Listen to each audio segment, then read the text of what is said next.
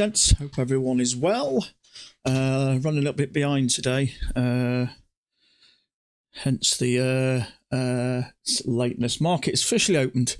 Okay, what it was is I was looking at this bar here. We've had this channel push up, and there was a second entry along there, but I didn't like the bar, but there was a higher low there, and I was looking at it, but it was getting close to the market open time, so I was a little bit unsure what to do. And not only that, I'm just concerned about these highs, although there is some liquidity there.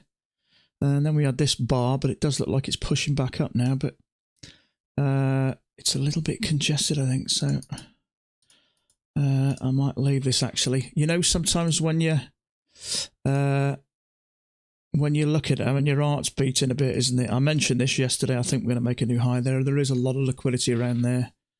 The trouble is, if you did take that one, you got stopped out, so I'm glad I left it actually. I just didn't like this for some reason, but there you go. I think it's probably, there is a lot of liquidity around there, so whether it'll push up or not, I don't know. So hope everyone's okay. So who have you got in this morning? Jay, how you doing, buddy? Ranwolf, good morning. Remember, patience pays. Good choice of words, absolutely. I think patience is the key, isn't it, really? I think, you know, ultimately, because when you've been trading a while, we all know what a good setup is. Yeah, we get caught in sometimes, but that's due to lack of experience. But we got one leg back, 2 legs back. I think we might have another leg here. There's a lot of liquidity up here, but unfortunately, it's just a little bit, you don't really want to be going long into these highs, do you? So, but yeah, we all know a good setup, don't we? And yeah, we get caught in some poor setups now and again. That's just, you know, through lack of experience. That'll come in time, but ultimately, patience is the big key. If you've got the patience to sit and wait for these good setups, and you'll always get 1 or 2 in the day, then, you know, you're onto a winner. So good point, good point. Growl Daddy, good morning. Indy, how you doing? Rodian, how are you, mate? Brick, afternoon, chaps. What, how you doing, what? Sam, how are you, Sam? I was just actually downstairs, and we've had the cricket. There's some cricket on at the moment. I don't know if you Americans probably don't know so much cricket. What Will, he's from South Africa, big cricketing nation. Brick, you're UK, so it's we've got the Ashes, which is Australia and England. They play a cricket match, or a series of cricket matches over about 5 weeks, and we have it in the UK, and then 2 years later in Australia, and so on forth. And there's Australia and India on at the moment. It's just like a sort of I think they've got a competition. It's test competition at the moment.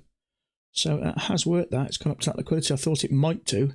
I did look at that, but I'm glad I left it because I would have got stopped out. So I was just watching Australia and India, just to get an idea of what Australia's looking like at the moment. So there you go. I've probably bored all you Americans out there, but there we go. You guys are massively into your American football and your baseball, aren't you, and basketball and that. But, so there we go. Cricket's my thing. So, excuse me. Chris, how are you? Stefan, hello, Lance, and everyone. I'm going to enjoy the stream. Fantastic. Glad to hear it. Just got that move on RT1 on the open. Let me have a look. There is a lot of liquidity around about here. We've picked that up now, so let's get that out of the way. So I expect that to move up, and what we may have is a push up, a couple of legs, and then another leg. I don't know. It's hard to say at the moment. It is a bit too early, but there's a liquidity popping up here and a little further. So we have had quite a few trending days lately. That was probably the ranges we've had for a while, but a couple of pushes up. It is moving. The market is moving up and down, and obviously when we get these movements, this type of movement, that's where we get our sort of opportunities. You know what I mean? But when it's sort of stagnant and just sort of chopping like shit, but at least it is moving at the moment. So trouble is when it's going like that in a small, you know, in a maybe it's 8 or 10 point area, it just makes it a little bit more nervous. But look at that, that's taking off, that is. So Sania, good morning to all. Good morning to you, my friend. So So we got a leg, maybe a couple of legs back or a bit of a correction, and maybe another leg. I don't know if it's a slightly different angle. These legs, just what I think is they tend to sort of go at very similar angles, but I might be right, I might be wrong. I mean, it's too early, really. We could have something like that, and that actually works. Could be something like that later on down the line, but it's a bit early, really, to figure out what really is going on. We went a bit sideways, and we went down, up, a little bit sideways, and we're going up again. So there is strong liquidity here still, and 303 up here. So who knows? It's a bit early to tell, really, what's going on, but so channel break. Are we going to push up? There is a lot of liquidity up here. I think it's possible. SPY is bullish. Happy days.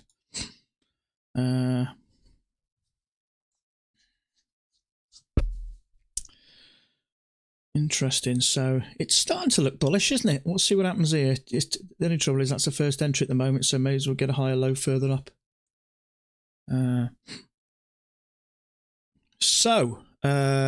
Be glad to know I'm trading 3 PA accounts today. My 1 PA account hit $4,000 and I requested a payment and it's been approved. So I just wanted to get something back out of it because I've only had a couple of payments now and I wanted a bit more. So I applied for $2,000 and it was approved. I noticed it this morning, it was approved, so I should have $2,000 next week. So it's nice to get something back when it's, you know, it's constantly put in. It's a little bit depressing. So I like to get, so that's the third $2,000 payment I've had since January. Now, it doesn't sound like a lot, but it's starting to come. That's what I feel like. So there we go. So fingers crossed. Let's have a look. SW Blaze, good morning from Chicago. Good morning, my friend. Indeed. Sad to hear about Raoul. Thought I'm desperate to go on 1 year. Have you been? What have I missed?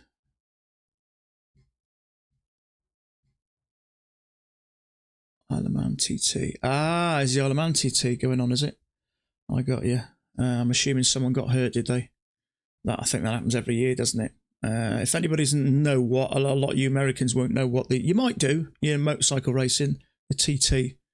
It happens every year, and it's the craziest road race on motorcycles you've ever seen in your life, and someone always loses a life, sadly. Yeah, unbelievable. Has anyone in the UK confirmed with the taxman how Apex is taxed? Well, if you're anything like me, Chris, you probably put $13,000 or $14,000 in, so it's going to take me a while to get that back before I think about paying tax. Okay, so that one did work. We had a break of this channel. Now, usually we wait for a higher low, but we didn't really have it, and we made a new high, so it is starting to look bullish. My thoughts, Chris, I've done a little bit of looking into it. It's just like any other self-employed business, mate. Anything it costs you comes out. Really? Oh, that's sad. Yeah, that is very sad. I mean, to be honest with you, you know, you get a ride on camera. Those guys have got balls of steel, and I don't know how they can do it. Some people are just sort of naturally got nuts of steel, haven't they? But it's always sad, really. That's a shame. I've not watched it for a few years, but I used to be more into my motorbikes when I was a bit younger. Wow, look at that. That's taken off to 303, which I thought it might do.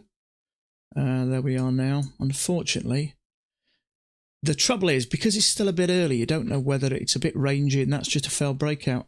So it's hard to go long there, really. But it worked and it pushed up, so it sucked that liquidity up.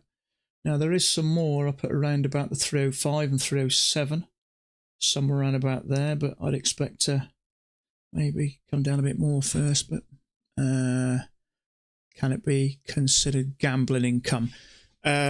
Now, I did a little bit of research on this. Now, if you've got a normal full-time job, that is your main income. I believe you don't have to pay tax on anything you earn.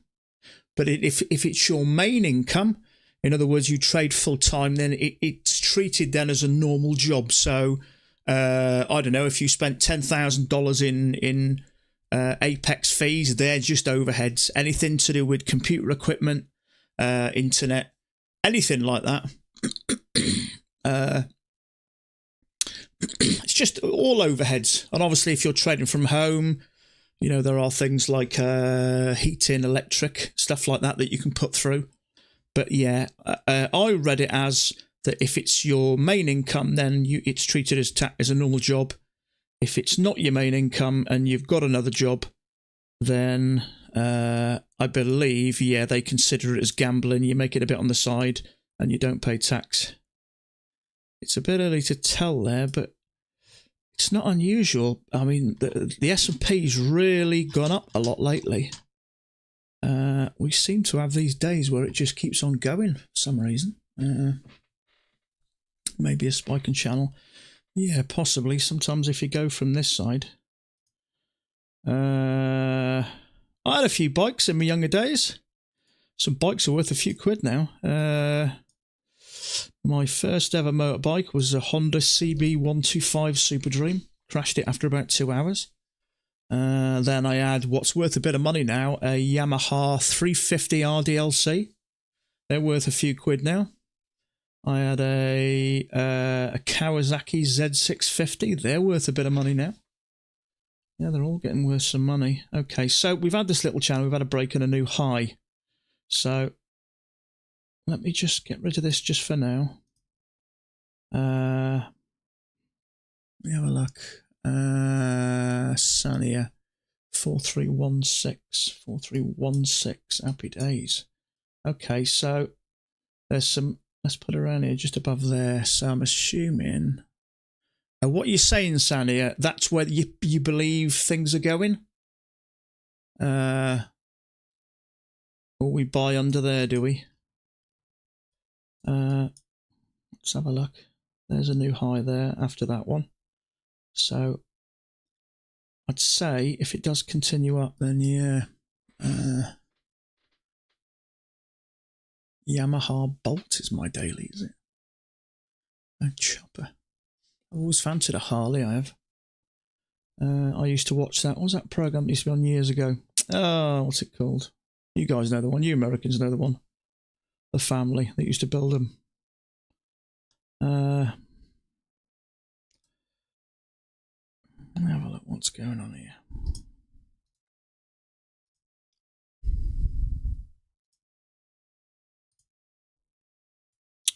There is something going on there. Unfortunately, there's no way in, really. Nothing that I can see. See, it comes up, hits that liquidity, comes down a bit more, picks up some more buyers, pushes up a bit more, hits a bit more liquidity, comes down.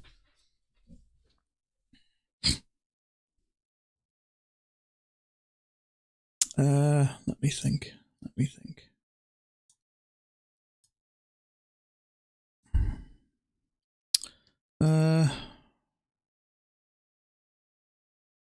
I'm not sure about this one because of this.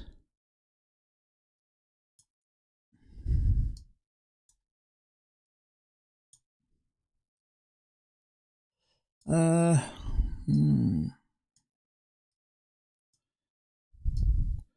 on, Nick, send me a picture, mate. Send me a picture. Send me a picture of your... I thought you were going to phone me today.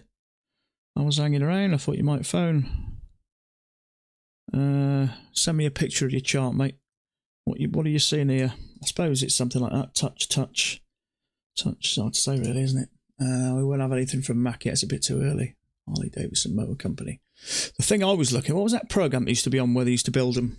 Oh, the family, the nutcase family. What are they called? The guy with a big tash, big moustache. Oh, what was it called? It's on quite a few years ago now. I know they stopped now. They don't do anymore. I used to like watching that. Yeah, is it a Nighthawk? I stopped at there was a dealership in Chester, in the UK, and I used to go in one there. I forget what they're called. They do like a black version. It's quite a thin bike. I looked at that on and off for a couple of years. Forget what they're called now. The Tuttles, yeah, that's it, yeah, Tuttles. Orange County, wasn't it? Something like that. West, yeah, that was another one, was it? Or West Coast? Weren't they Orange County? Something like that, I can't remember now. Orange County Shoppers, yeah, that's it. That's the one. Okay, possible second entry long. Trouble is, we've got this little bit of sideways in the break, so... Trouble is, if we've got a little channel there, and we got a break and a new high, it's hard to say at the moment. I'm not 100% convinced I've got this channel right. It looks about the right angle, but I don't want to get caught out. Orange County, not what? Yeah, I think West Coast was another one. There was a couple of them, wasn't there? I used to enjoy watching that. It's not. I like watching. I've always been a bit of a hands-on build type person. I've always enjoyed. I'd always rather build it than buy it, if you know what I mean. So I have got a what is it? They're from the East Coast. Got you. I was going to say I have got a row machine which I'm in the middle of. Well, in the middle of just starting to do up. It's one that came from a gym, so it's quite a hard wearing one, but it needs a new chains, all rusted, and needs a bit of a paint job. But I kind of like doing stuff like that, ripping apart old stuff and doing them up. Let me take that down just a fraction. Push that up a little bit. Okay, so second entry long. Don't like that. It's below the EMA. Everything seems to fit okay. Can't see any type of an overshoot. Remember that from yesterday. We had touch, and an overshoot, and I went long and it went north. What's it took that one? The Penguin guy as well. He took it in a slightly higher place than mine. I gave him on a chance to come out, but I've got to say, for the first time in a long time last night, I never went back and traded after I was down $400, so that was a result. I found it really hard. I got to say, I had a real urge to go back. SPY may go up to 433 if it stays above 429. See, there's a bullish bar there. Trouble is, there's not much room to the highs. I don't like this. Let's have a look. Liquidity at 2005. It's probably worth a couple of points. I'm just not a fan of it. Something, you know, something doesn't. Might be a little bit congested there. Something doesn't look quite right to me. And I don't want to go long there because it might come back. It is looking just a little bit. Let's have a look. It's a little bit congested there. Now, my concern is it goes sideways and comes over here. And what in fact we have is a bigger channel. So it is possible this is working in the top tier and we keep coming sideways until we get over here somewhere. That's why I'm not taking that, because to me, it may be a two-tiered channel. I don't think it's anything else. Let's have a look. See if we can make this fit somehow. Oh God, I don't know. I suppose it is. If it's a spiking channel, it sort of fits, doesn't it?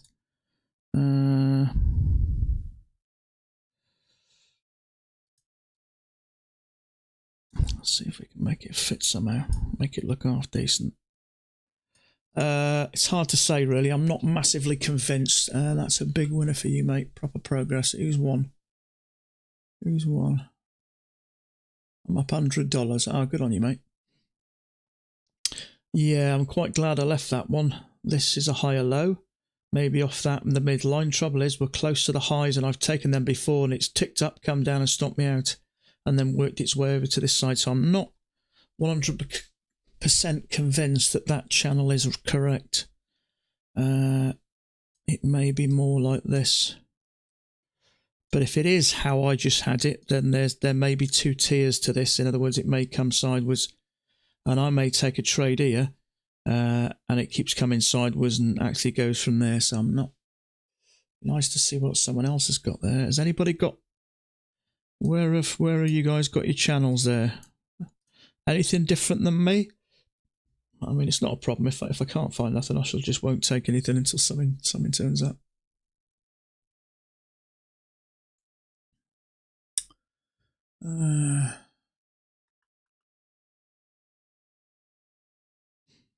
One leg, two legs. Oh, big push up there.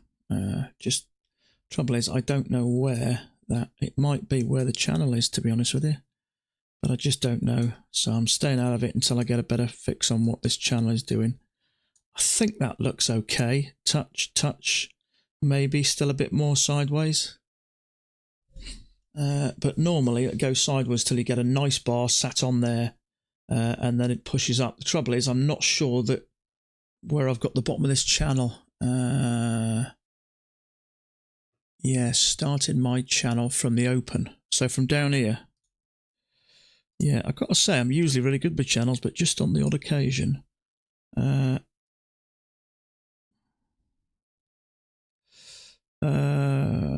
don't know why. I might have read that wrong. I have a spiking channel. Yeah, I'd say a spiking channel is probably about the best bet. I kind of like the way the angle's working. Trouble is, what I don't want to do is if I know that bar is sitting right at the key entry point and right on the edge of this, then that's the type of bar that's going to continue higher for me, because it's a second entry long. It's also a higher low, and it's worked anyway. So what I would prefer that is for that to be sat like that, and it'll usually go sideways until you get a nice bar that works right off here, and then it'll push up, come out, come back, retest, and push up higher. But I'm not convinced that's right. Reason being is I don't like, if you touch it, touch it, touch it, touch it, I suppose it's as good as I've got at the moment. Until it makes itself, usually after a while, it makes itself clear. So there is some liquidity at 5 here. So it usually pushes out, retests this top, and then pushes higher, unless it hasn't come sideways enough. And that's what I mean. I'm not convinced that that edge of the channel is in the correct place. If it is, usually it'll go sideways until it sits, nice bullish bar, sits on the EMA and touches the side of the channel at the same time. So otherwise it might pop out and come back and go sideways a bit more really until it touches it.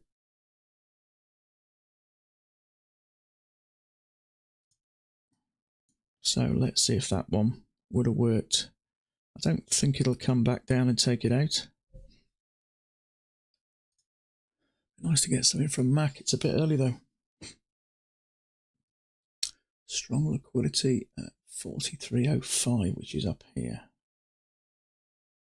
So, see, that's what I mean. If it's still coming sideways, I'd say we're not, the channel isn't in the right place. So maybe that might be better. Let's have a look.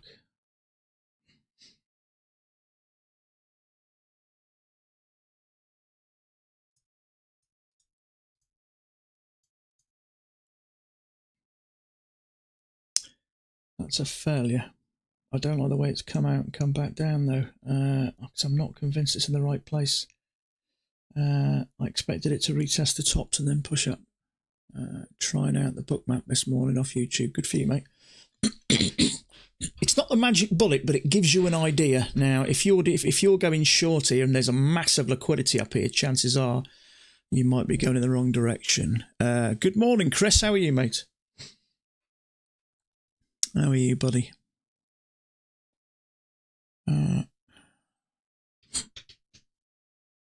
Yeah, Bookmaps help me no end.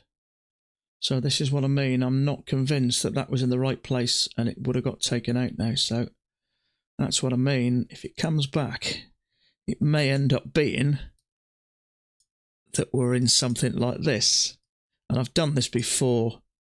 Now, we could have like a 2-tier channel, and I've gone long here before, and it's stopped me out and then, you know, come down to this side. But for now, until I'm convinced I know what's going on, I'm just going to have to stay out at the moment because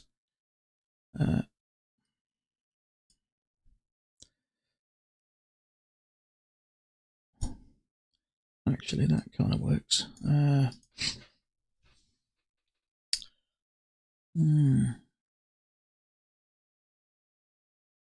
Yeah, I'm not sure what's going on here.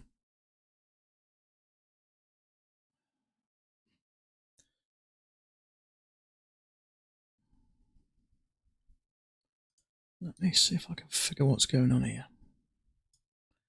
Okay, spike in channel. So let's go from something like there. Just that looks too steep for me. That looks more like it, unless it's quite a big spike. Not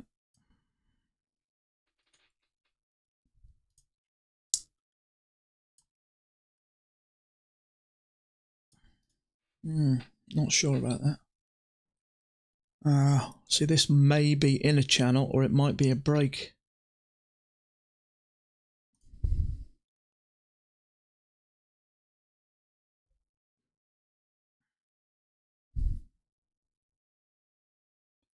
Let's lower this top. Sometimes if you adjust the other side, it might help.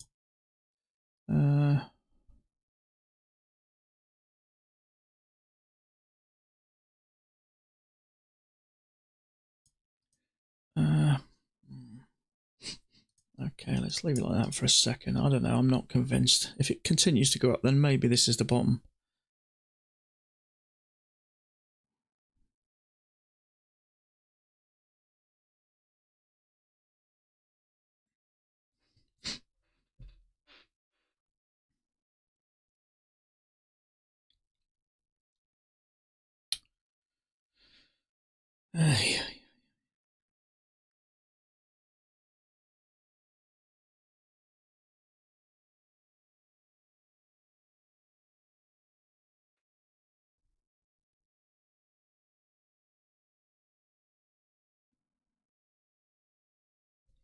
Yeah, I'd finished the stream last night, $400 down, and it's the first time for a long time where I haven't come back and traded. You know what it's like when you're down. It's you want it back, don't you? And I just sat down and thought. I sat in the garden after my dinner, sat down, feet up with a nice whiskey, and I thought to myself, this is the toughest part of my trading day. If I'm up, I want to go back and make more. If I'm down, I want to go back and make it back. But the only way I'm really going to be able to move forward in this business if I learn to accept the fact that some days you are going to have to go home red. So I sort of talked myself into it, and I felt like I had a bit of a breakthrough last night. It's the one thing I've struggled to do. I just get this urge to go back. And the trouble is, when I do that, I don't trade sensibly. And usually, in a lot of cases, it ends bad. So I forced myself to do it yesterday. And I had that urge. And after a while, maybe come sort of maybe 3 or 4 hours, it was about 9 o'clock last night, sort of, 45 minutes before the market officially opened. I started to relax a bit and come down.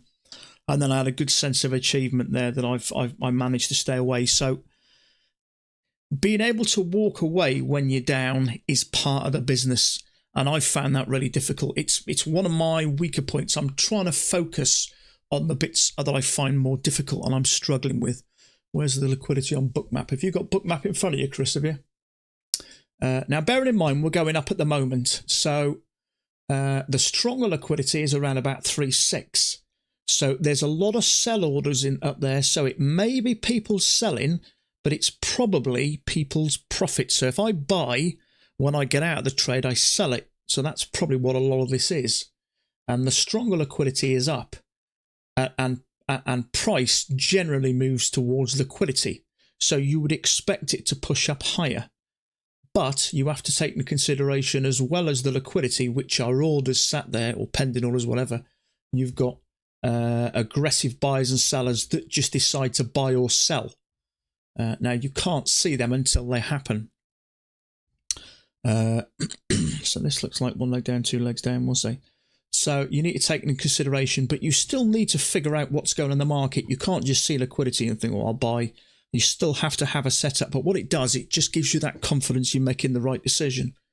And also, if we're, let's say, for instance, we're ranging and I decide to take that as a short, maybe it's gone up 3 times and I'm thinking, oh, I'm in a range, we'll go short, and there's strong liquidity up here, then maybe I'm making a bad decision there. So I found partly it helps me stay out of bad trades and it gives me the confidence to get into a trade. Okay, there's a bit of bouncing up and down here. So I've not got any news on my chart. There's no news I'm aware of, but it is 3 o'clock UK time. So is there any news on your charts? There isn't on mine. So somebody tell me if there's some news somewhere. I'm not aware of them, unless there's something wrong with this. Let me just have a look here.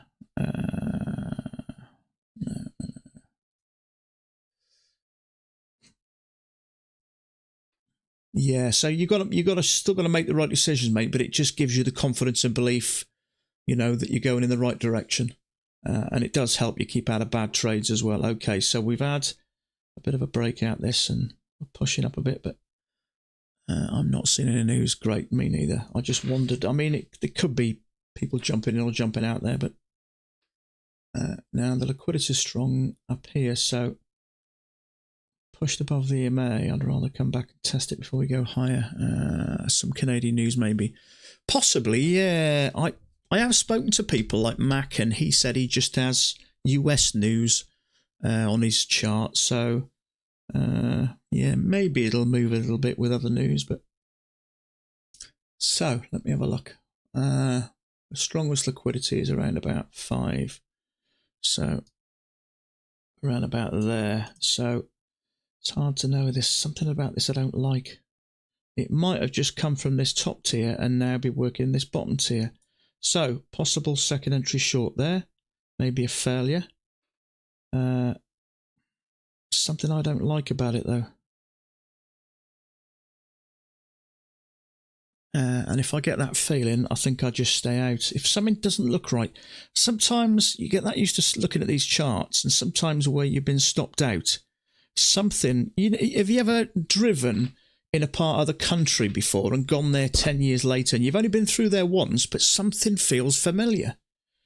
Now, that's what I think goes on with trading. I've been in this scenario where the market looks like this, and I might have lost something, so it seems familiar. So that's what I think it is. Okay, 1 leg, 2 legs. So maybe this chart is a bit further. So that's what I mean. Something doesn't feel right. It's got that familiarity about it.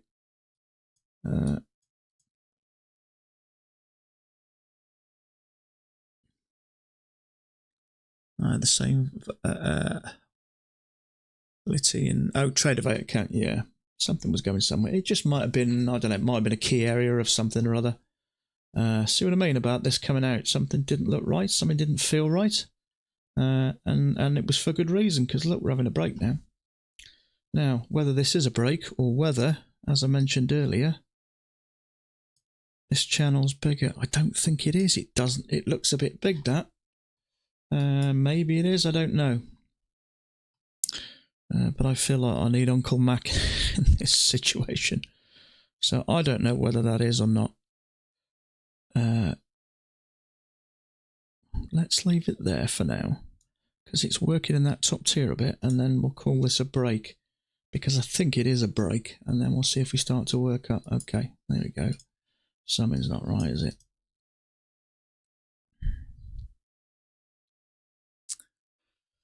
Something's going on somewhere. Let me have a look at crypto. Usually crypto's affected by certain things. Let's have a look. Nothing major. I wonder what the Nasdaq is doing. Okay, so 1 leg down, 2 legs down, 1 leg, 2 legs. See if we start pushing up again.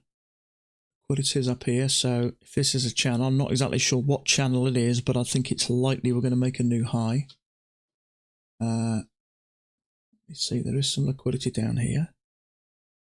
So it's always possible. That's what I mean. Sometimes it's a bit early. It's always possible that it could just be a bigger range. And we've hit this. I mean, we've hit the top of here a few times. So maybe its price needs to come back a couple of times and have a bigger run. There is a higher low there, but I'm not a fan, because you may get a second entry short trigger when it goes above it, and it might come down some more. So, okay, there is a second entry short there. Now that's triggered. Second entry short trigger. So if it breaks above this, we may then get some moving up, but it's still all below the EMA at the moment. Okay, so if you did go take a second entry short, thinking, here we go, a leg. So let's see if this does continue to push up. We bounced off it, yeah. What is the yellow line? That one there, that's the official open where it opened. So what is it, about 5 o'clock for the UK guys, isn't it? So yeah, last night for me. But yeah, I just put that there to know where it opened, because sometimes it can bounce. And what I also put as well, okay, what I also put is something at the official open. 30. And I always put something at the open. Now you can have lines in part of Mac software that does this for you, but I like to do it myself. Okay, so we open there and pushed up. So that is our official open. And funnily enough, they're actually in the same place, so that's unusual. So new day open was the yellow line, and I just put New York open is the green line. Let's just lock it. So yeah, so as they've opened officially and last night's open at the same time, question, it's on Bookmap. Oh, the one on Bookmap. I see what you mean, mate, sorry. I don't know, actually, to be fair. I don't know. Maybe someone else can help you with that. Some more people who use it. I've only been using it about a week and a half, so I'm not sure, actually. That's a good question. Okay, so we've had leg. There's a failure there, which has pushed up and made a couple of points, but we've come back down again. So now this might be a channel, a couple of legs of correction, and another channel. So the good thing is, Mac has a video that says enter on correction. So if you can get in on an early correction, you could potentially get a big move. But I don't like the fact that we're coming down a bit now, so. Oh, that's not good. Interesting. So lower high. Let's see if that triggers.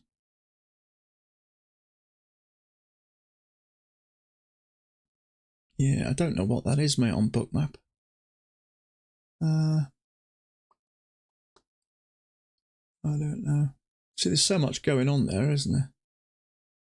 I might watch another video actually and find out a little bit more detail, because all these old squiggly lines at the bottom, I'm assuming they're volume.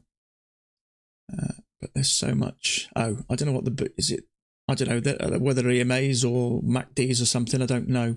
The volume is just a little bit above them, isn't it? But there's 3 of those lines there. So whether they're any movement convergence stuff, or whether they're EMAs or some other moving averages, I don't know. Okay, so that lower high is triggered. So let me just get rid of that.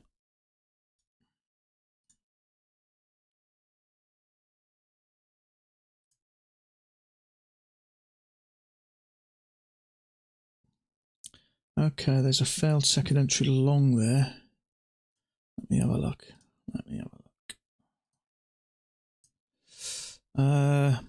If we are on a range, sometimes whether it's in a channel or not, it just comes down. It doesn't necessarily make a new high. So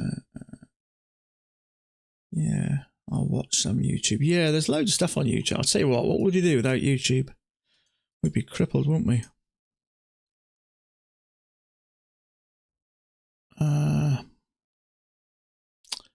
I'm not sure that is right, actually. Yeah, YouTube, a fantastic invention, isn't it, really? Most of my learning to trade started on YouTube.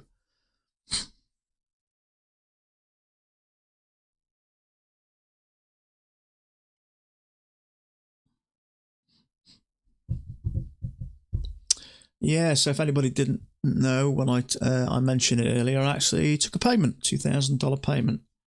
I managed to get my PA, one of the PAs, up to $4,000, well, a little over $4,000, and took a $2,000 payment, which I'll get next week. It's nice to finally get something else. This is the third $2,000 payment I've had since January, so they are coming a little bit more. There's a failure there which is triggered, so I think we're going to push up some more. But don't listen to me because it is a bit congested, and I could be wrong. Try go once, try go twice. No, it's congested to me, so I don't know what's going on. So we've had one leg, 2 legs, a couple of legs up, 1 leg. I don't know. No idea, but that is a failed second entry long. If it triggers above it, then we may push up.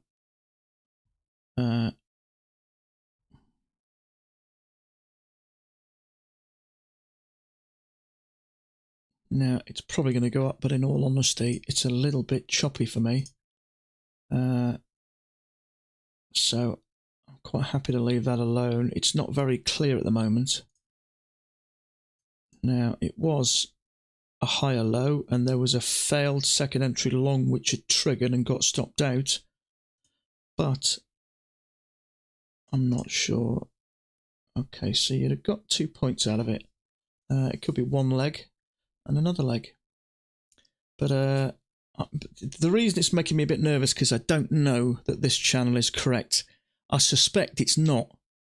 But if it is somewhere right, then I think we'll make a new high. But it is a possibility. It just could be a range and we could get push up, and then some more downwards. So I'm not sure what's going on here, but it is a bit choppy. So I'd rather wait and see Max chart short from 4,300.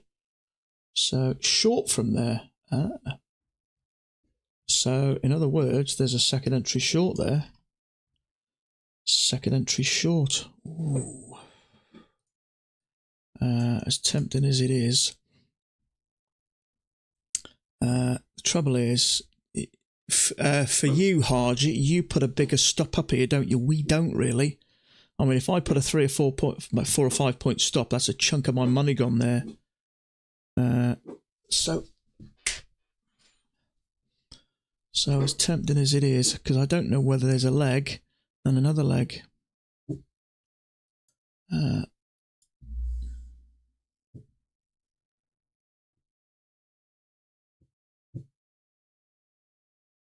Oh, yeah, of course. No. That's how I started, really. I started 2.5 years ago, and I just started by accident, just on YouTube. One evening, I was sat there one evening, and I saw a guy talking about it, but purely accidental. And then I started with Andrew Lockwood, who's a British trader. Started in the trading pits in the 1980s in London, and he's a very successful trader now. He's got his own. He's got a YouTube channel. He's got his own website, and I believe he's got about something like 80,000 traders on there, and there's all sorts of videos on there. For a complete beginner who's never had any experience with trading, I absolutely recommend him because he's very clear, he's very experienced, he's been trading for 35 years. He's traded for big city banks all over the world, places like all around London and the Far East as well. So he's very experienced. And then I saw 2 years ago, what most of you saw, I think, Riley Coleman and Michael Chen. And when you've traded currency and you've got screens and charts everywhere, it was quite refreshing to see him just trading on one chart. So, okay, so if you did short that, you're still in the game at the moment, but your arse is probably shaking at the moment. You may need a fresh change of underwear if you went short there. It does look like it may be working down, but the trouble is, at Harjit, your stop will be a lot higher when let's go. Oh, don't come down now, will you? Could be 2 legs down. Try to go higher twice. Oh, well done, mate. Good for you. Now, that actually makes a bit of sense now it's come down. We had this channel. We had 2 legs down. We made 2 attempts to go higher. And then we pushed down. Yeah. The more you say that, mate, the more I'll start to trust you. But because my stop goes 1 tick above the signal bar, it's just too much of a risk for me personally. Which is why I didn't take that. But it certainly made 2 or 3 points. But so good for you, mate. Good for you. The more you say it, the more I'll believe you. And in the end, if you get it right every time, I'll jack in my strategy altogether and just do what you tell me to, mate. It's going to come tanking down now, isn't it? You're a leg man, lads. Yeah. Yeah. The trouble is, well, do you know what? I can hear the Penguin guys. Okay, so we've had this channel out. We made 2 legs down. We made 2 attempts to go higher. failure, and he'd have shorted it. Where have you been, mate? And you don't spell morning with 2 G's. How you ever got into university, I'll never know. I thought you were going to phone me earlier. I was sat eagerly waiting your call. Nah, that's all right, mate. Nick's our local drug runner. Anything you want, you can get it now. He's actually a pharmacist. I shouldn't say that, really. He's a pharmacist. Yeah, if you need anything to slow your heart down while you're trading, or something to help you sleep, to get over the stress. Hardship, man, what's going on? Why did I listen to you, brother? Oh, look at that. Oh, damn it. Damn it. Let's go. You went wrong, mate. So if you'd have shorted that, you'd have got 2, 4, 6 points out of that. Okay, so I don't know how you've drawn that channel, Nick, but I'm not convinced it's right.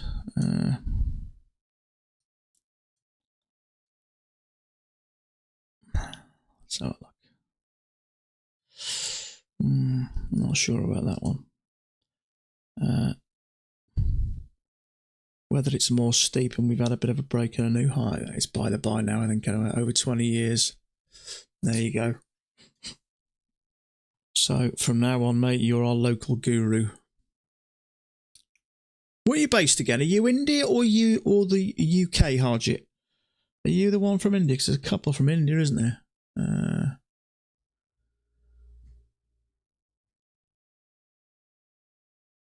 Yeah, 20 years is a good experience, isn't it? So we're going to have another leg down, Harjit, are we? Because that looks like... hard to say, really, isn't it? I'm just wondering if there's a channel there or not. Could be, actually. Not sure just yet.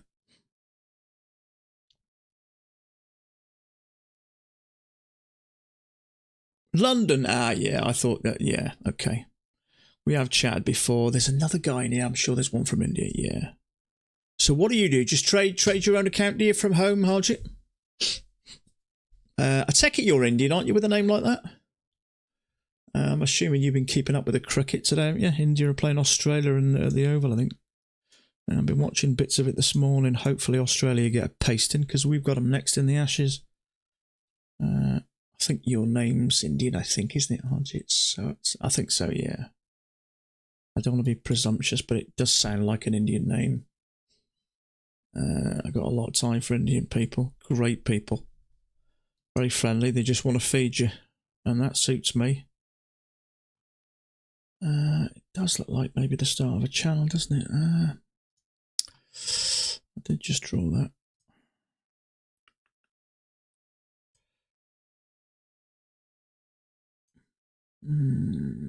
Do I have a Discord? Nah, mate.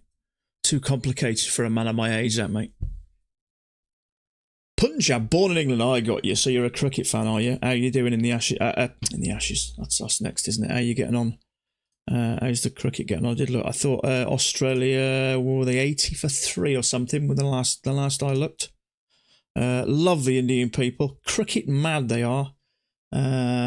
I'd love to go to India. I really would. It's on my list to go to.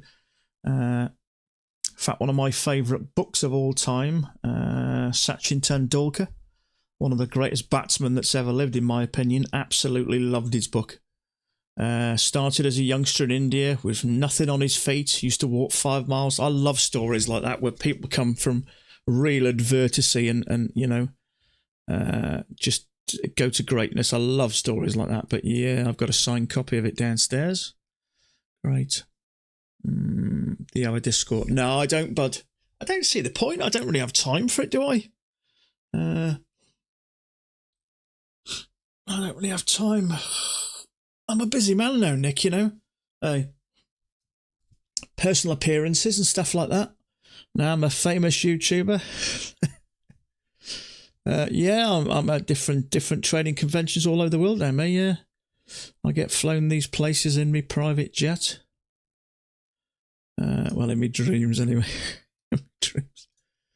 My Indian co-worker flew to Dubai for one day to watch cricket. Did he? Wow. I know they had the 2020 cricket in Dubai. It was a couple of years ago. I watched it. Man, if you're going to play cricket, you don't want to be playing it in Dubai, do you? I mean, some of the temperatures it gets to in Dubai are unreal. Yeah, I like cricket. It's a lovely summer game, just sitting there all day. The thing is about football, whether it's American football or UK football, it's when you lose quickly. And you get this hype, don't you? You know, when you're playing the World Cup and, you know, it's like 45 minutes each way. And 1 minute you're up emotionally, next minute down. There's this massive big hype. And you could be winning right till the last 5 minutes. And then, you know, they get a penalty and you're down. And I found it just drains you emotionally. Whereas with cricket, because it's such a slow game, when you lose slowly. So you don't get that massive sort of drop. But you don't get trouble. I mean, UK football matches, you get fighting all the time, and I've fed up with all that.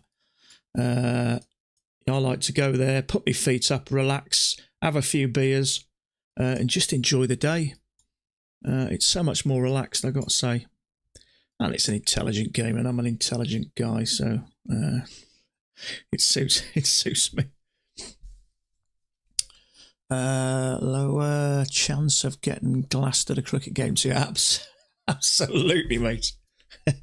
In fact, I went to a game at the Ashes. It was at the cricket match between Australia and the UK 4 years ago. It was in the UK. And there was 27,000 people there, and I did not see one policeman. Not one.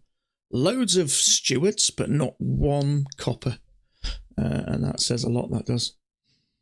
I think there's as many coppers as people watching football, isn't there? Sometimes they just have, even where I live in Shrewsbury in the UK. Oh, there's vans and vans of police all over the place now. It just takes a fun out of it for me. What's going on here then? I wonder if we're ranging between this area here now. It's possible. Let's get something else going on here. It's possible that. Let's have a look. Let's put that. Let's put it there. Let's get some colour in here. Okay, so we've touched here a bunch of times. We've touched here. Now it is working down, but it's also respecting that line. So.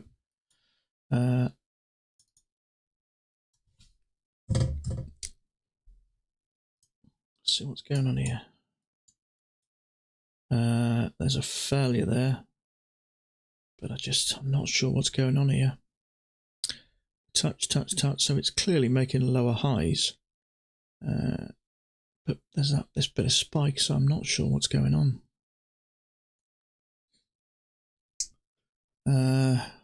Dubai's my dream place.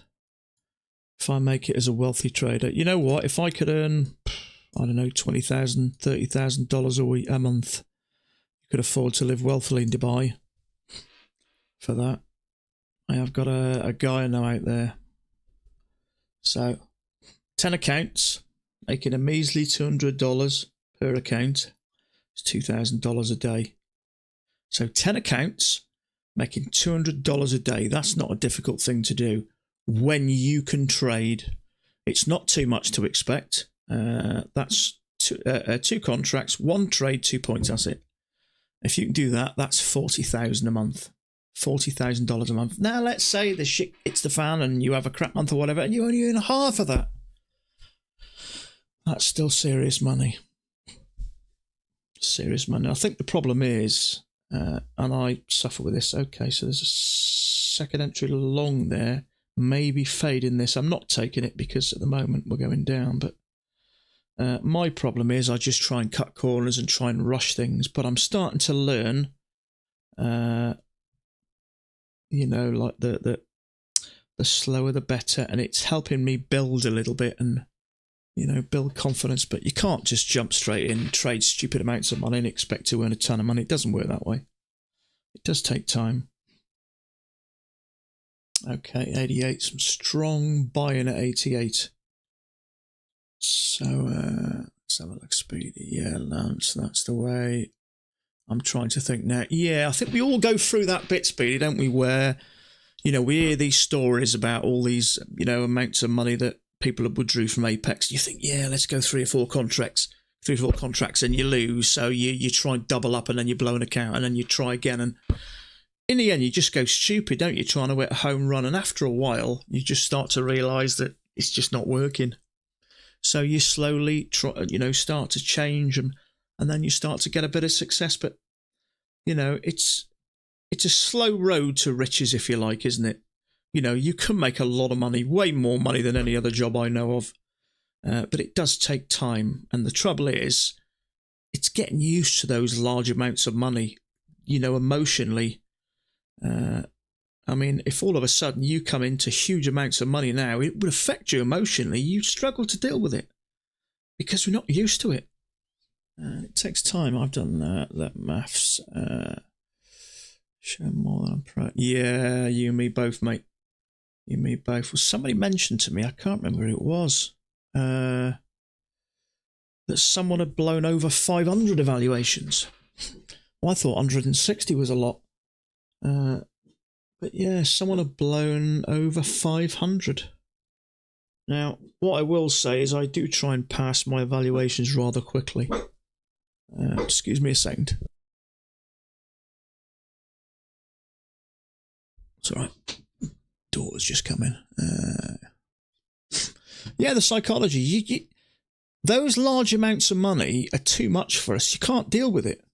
So it takes time. You get one payment, then you get a couple of payments, and then you may have a couple of month gap, and then you may have a couple of accounts where you get 2 payments, $4,000, and then you may miss a month, and then you may build up to 3 or 4 payments, and sooner or later it builds up, and you get some consistency in your accounts build up, and then things start to get a lot better.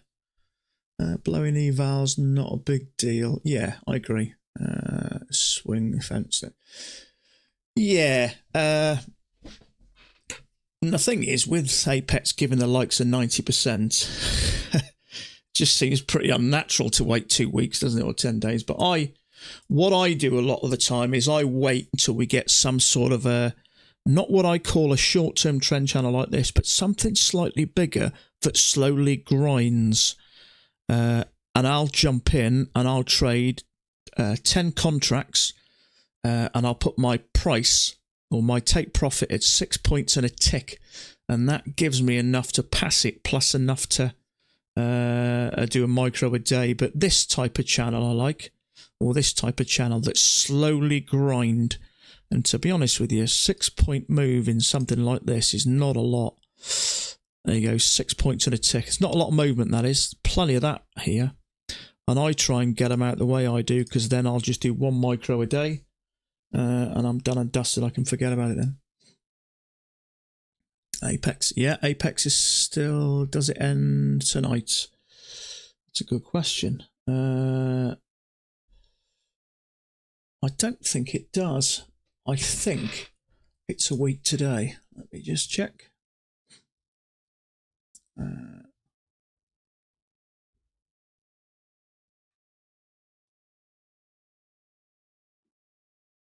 Oh wow, I've just... You want to see a picture of me when I got married? There we go. There's my wife there. There's me when I got... It's just popped up. There's me and my wife in Kenya when we got married 16, 17 years ago. It's just popped up on my Facebook. Wow. I look young. Okay. Sorry about that. It's just popped up. Let's have a look. Discounts.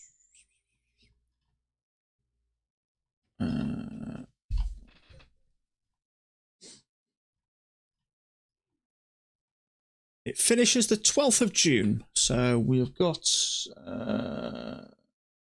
Monday, I think, isn't it? Is it Monday? What's the date today? 7th. What day is the 12th of June? Monday. Finishes on Monday. Monday, yeah. So you got, what is it, Wednesday today? So you've got today, tomorrow, Friday, and it'll be Monday, 11:59 p.m. Eastern Standard Time. Let me have a look. Trying to take these. Yeah, absolutely, mate. I agree, Nathaniel. Yeah, trying to take these pH slow and build them. Yeah, that's you're going to blow a bunch of them. Okay, what you saying? Bulls have had to capture the flag. We'll see the zone. So you could short at 42.39. 42.30. I'm looking at this actually. 42.39. Second entry short possibly off this key entry point. See how this finishes. One leg, two leg. Let me just see if that can be adjusted a touch.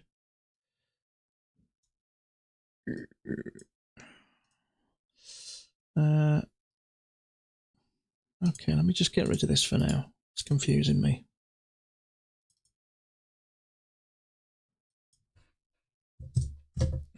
Okay, so touch.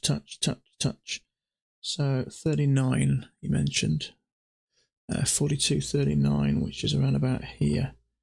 And it is a second entry short. Trouble is, it's above the key entry point. It's above the EMA for us, so I would prefer to get a lower high. Just in case, a lower high to come down some more. Sorry, 42.39. 42.93, sorry. Yeah, it's where we are here. 42.93. Yeah, we're about now, so it's about the bottom. I prefer to wait for a lower high. And the reason being is that bar, although it is in the right place, the trouble is a lot of us, Harjit, put our stops a tick above it. And that is, what is it? It's 1 3/4. So it's a 2 1/4 point risk if we buy below, which is $230 in there. So if we put it up here, we're talking $500-600. So what we tend to do is wait for a lower high below the EMA, indicating then that we are moving down, because it is getting a bit congested.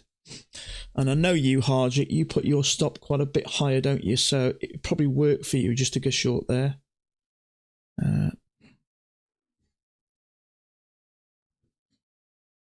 But it is a second entry short. It hasn't triggered yet, so let's see what happens. As much as I know your experience, mate, because I trade slightly different strategy and my stop will go above here. If I put it up here, it's $500-600 risk. The only way I could do that really is to go down to micros. So we'll see if we get pushed below the EMA. Excuse me a second.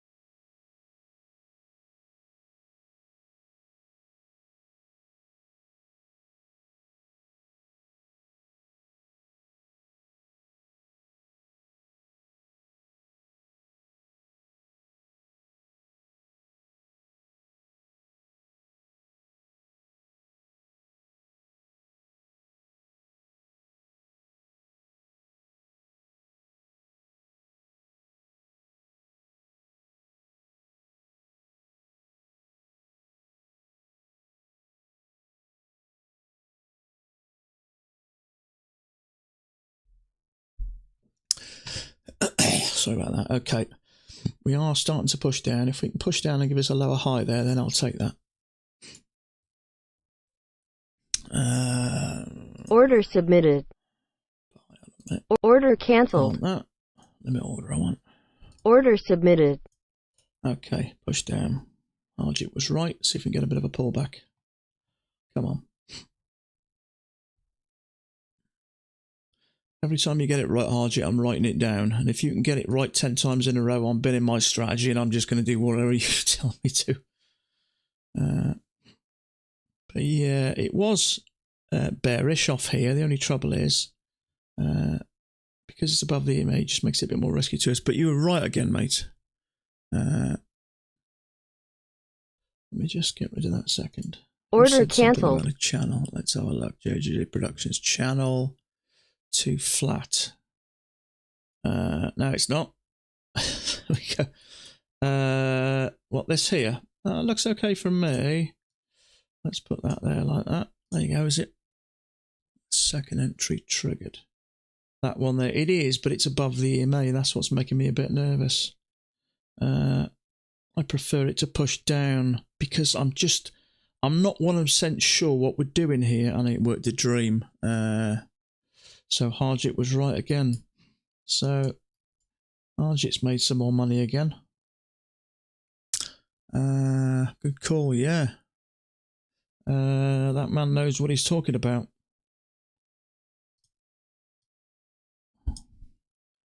Let me have a look.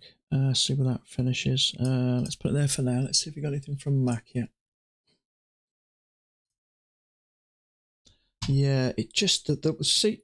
I mean, it hadn't triggered till it went down anyway. It was a second entry short. It's just because we got, you know, we get two bars back to back like that. They just make me a bit nervous for some reason. I don't know why, but something's happened in the past that's making me a little bit nervous. Midday charts. We should have something by now. No, we haven't. Not yet. No, the second entry triggered 6 bars before the engulfing.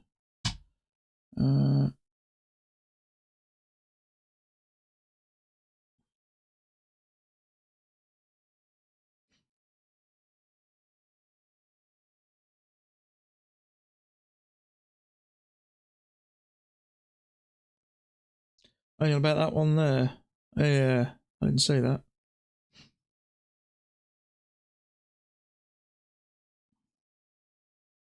But what I'm saying is it was a visual one, wasn't it? 2 pushes up. I didn't like that, the way there was 2 bars back to back. Well, Harjit just passed a couple of more PAs off this monster short.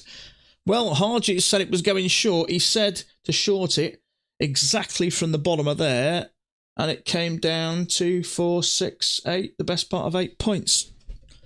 So, Harjit's the man. He's certainly very bloody accurate, I'll give you that.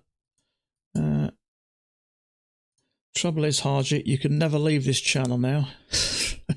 You're stuck here, mate. We can't let you go now. You know that, don't you? Okay, so now, so by the looks of things now, we seem to be ranging a bit now.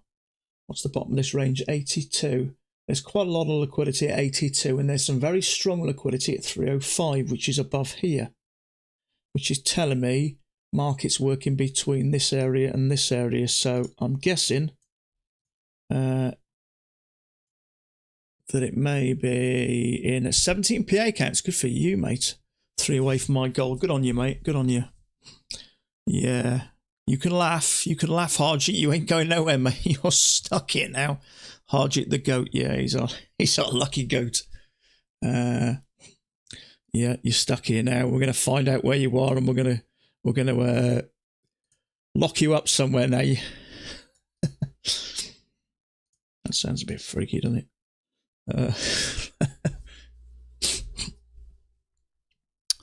No, you can have 20. Yeah, absolutely 20. So if you think about it, if you have 20 accounts, PA accounts, and you make a measly $100 from each account, that's $2,000 a day, $40,000 a month. That's what you can potentially make by just making a measly $100 a day. And all you got to do is focus on trading one account, and the rest will just follow. Harjit and Lastradamus. Sounds like a business name, that, doesn't it? Harjit and Lastradamus. It does. Sound like fancy shoemakers or something, don't we?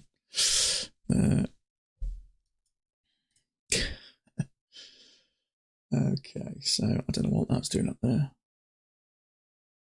Just signed up with your code. I appreciate that, mate. Thanks very much. I do appreciate it. With the extra I make from that, it enables me to trade Monday to Friday.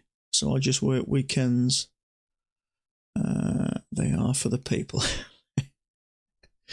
Does like some sort of a fancy shoe or suit mater on Savile Row or something, is it? Shoemaker rather. Okay, now that channel, touch, it's fit quite nice actually, and at the bottom as well, so that tells me that channel is nice. Yeah, 20 accounts, ultimate power, yeah. You don't need to make a lot of money, do you, per account?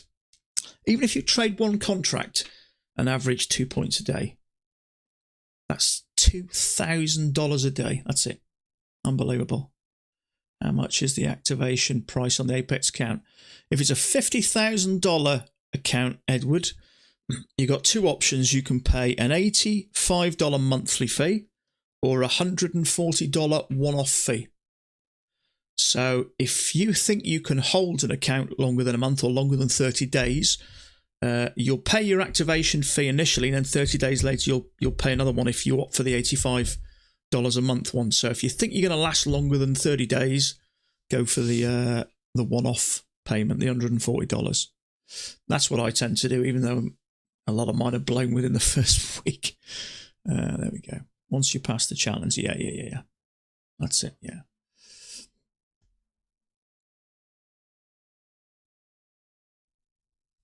Yeah, that's the beauty of the PAs. If you pay the one-off fee, there's no rush to trade them. You can trade them as quickly or as slowly as you like.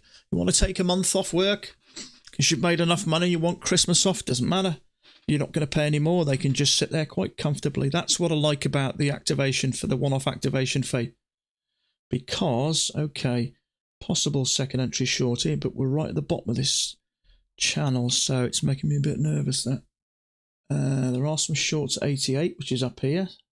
So one leg, two leg. There is some liquidity at 82, which is right at the bottom of this channel. So I'm guessing if you're shorted here, you'll be taking your profits. And you may be buying here as well because there's strong liquidity above it. So it may be working in a range today. Got to stay laser focused to get 20. Well, if you've got 17, mate, I'd say you are laser focused. Good for you, mate. I admire anybody that can build accounts and get PA accounts in trading, because I know how bloody tough it is. So I've got the utmost respect for people who can trade, because it's a tough business. There is a second entry short there, but it's just too low in this channel for me. The trouble is, because the channel is working from top to bottom most of the time, it is possible it could trap some shorts and push a bit higher. But we are close to the bottom, so it may not. Let's have 20 up, laser focused on managing them with zero attention to passing or wanting any more. Yeah, just sit on them, mate. Once you can build it up, I suppose. What would you build it up to? 5,000, 7,000, and then maybe start taking payments? The way I see it is, if you can build an account up to $7,000, if you take a $2,000 payment, and then your target then on top of that 5,000 is just to make another $2,000 over the next 4 weeks, which is quite doable. You've got earnings there of a potential $40,000 a month, and then you're knocking on the doors of the $500,000 then. And if you can do that and start taking payments, you know, maybe, I don't know, maybe you make $3,000 a month and you just take 2,000 and let that 1,000 start to build up, 5 to 6 and 6 to 7, and once you get above 10, then you can start slowly increasing your contract size, and that's where you start to become, start to get into the realms of serious money. Yeah, that second entry short did work, but in my honest opinion, it's a bit too low, so it could have a leg and another leg. But it did work, but we are close to the bottom, so it's dropped pretty quick there, so let's see what happens now. But it's only touched it twice before, so I can't really go long. I'm just going to have to sit this one out just in case we have a leg and a leg. It sounds good in theory, but 95% can't do it. Yeah, absolutely true. But it's my theory on that is the 95% the traders, I think 90% of them give up, because it's a mind melt, isn't it? It does your head in, and I've been blowing accounts and messing up, and it's been costing me money for 2.5 years. Now, not everybody's got my staying power, and not everybody's got a lot of your guys' staying power.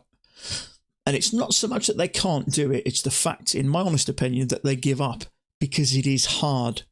Now, not everyone will just keep putting money in and putting money in and putting money in. They'll give up. And that's where I think the majority of the 95% won't make money because they give up.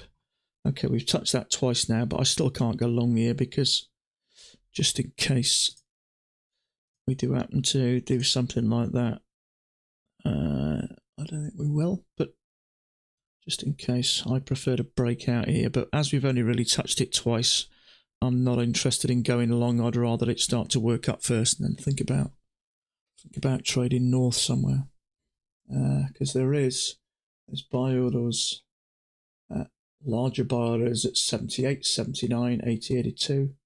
So down here, so it could possibly drop out.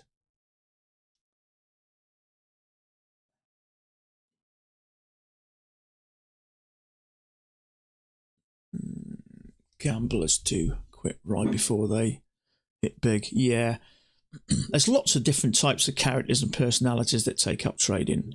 And, you know, if you haven't even broke even by 2.5 years, a lot of people aren't going to take that. They're going to give up. And that's where, you know, like they say, 90% of people who take up trading will never make it as a trader because most of them give up. You know, most other jobs, after 3 years, you'll be earning money. After 2.5, 3 years, you'll be earning money, but not trading. It doesn't work that way. It's going to cost you a lot of money, and not everyone has the money and resources to put into it and the time. So that's why most give up. And for me, it's common sense that they give up. It's a tough business. Lots of people will try it. But I know how hard I've worked and how many hours I've put into it and how much money it's cost me. And I can tell you now, not everybody will be able to put up with that. So for me, okay, so there was a second entry short there, but the trouble is, with that close to the lows, just don't know what it's going to do. Do you always do that 10 contracts for 6 points method, passing it? Lately I seem to, yeah. But the trouble is, if it goes against you, you'll blow it. But the way I see it, if you're only paying $30, or if it's the 90% off, $20-something, if it takes me 2 to pass 1, I don't mind, because then I can focus on my PAs then a bit. So not everybody does it that way, but I think a lot of people generally risk a bit more. Okay, second entry short there. There's also a failed second entry short. This one, triangle once, triangle twice, which is triggered. Trouble is, I don't really want to go short or long here. There's not much room to the lows. I don't know whether we're going to come down anymore because we've already hit the lows twice. So there's nothing I could do here. It's the hardest easy money we'll ever make. Absolutely right, mate. No, don't delete it. It makes perfect sense, that does. That's why I'm laser focused. Laser focused.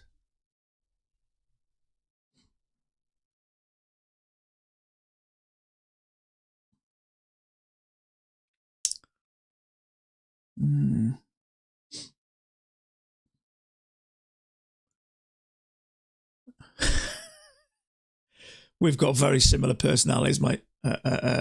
What's it levels? What's the word I'm looking for? Sense of humour levels, put it that way. My dead body apex is walking away with money. Absolutely right, mates. It'll be a cold day in hell when I don't get that money back. Okay, there is a second entry short there, which is triggered, but it might be a double trap, that one, because there is a failure. I don't like the way it's pushing back up a bit. For me, this is a bit of a no-go area. So that one is triggered, and that second entry short is triggered, so it could go either way. Yeah. Yeah, I'd rather rot in hell after having needles stuck in my eyeballs and die before I get all my money back from Apex.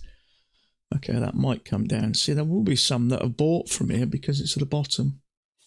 But the trouble is, it really could go either way. If we break below here, then I think we may come down and hit this bottom again, or possibly break below it. But just a bit nervous about that trading so low. It's low in the channel and low in the range. But I would say if we can get below, okay, we got below there, so it may retest this bottom then. So you would have made 2 points, but something about it I didn't like. Yeah, you'd have got 2 points out of it. See, casinos do nothing for me. Never really bothered. No, I've never been bothered or interested in gambling. You know, slot machines or fruit machines, we pull them over here, just never interest me.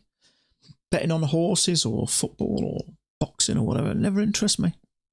I have bet on horse racing, but maybe on the Grand National once a year, maybe every other year, £5 or something, but it's never interested me. So I don't think I've got the gambling gene, but I do get the urge to come back sometimes. So I suppose that might be a little bit of it, because it is so close to gambling in the sense that you get the same sort of, you know, endorphin rush, don't you, when you win?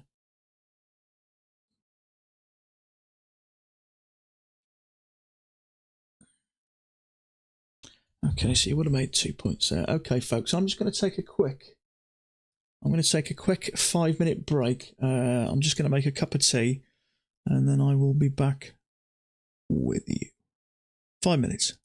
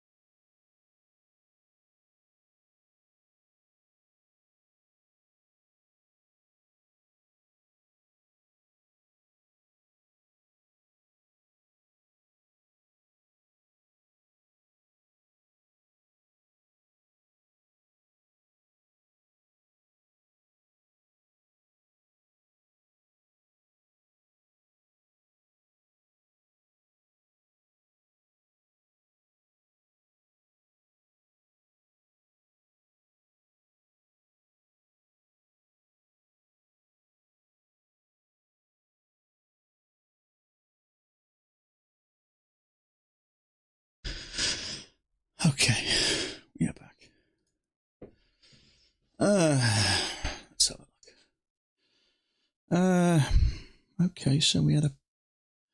Let's have a look. Liquidity at 78 further down here, so we may come a bit lower. Anyway, so I think it's safe to say there's our overshoot there. So. See if you got anything from Mac yet.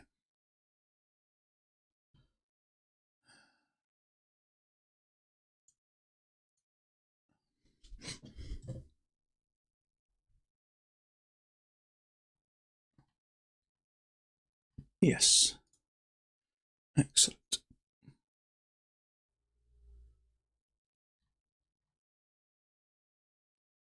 Yeah, okay, so he hasn't drawn that, so that's probably why I did have trouble making that fit. If you remember, I spent ages pissing around trying to get it to work, and it wouldn't really. And I've just looked at Max, and he hasn't put it there, so that makes perfect sense. Now, he's gone from the top here right the way down there, exactly the same as us. In fact, just a slight... Is that the one there or here? He's got that coming down there, I think. Where's he gone? Where you gone, Mac?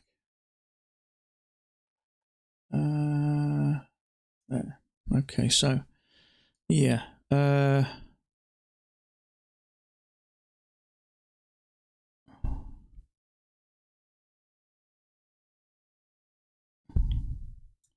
Okay, so yeah, he's got it there, there, and there, and maybe that's a bit of an overshoot then.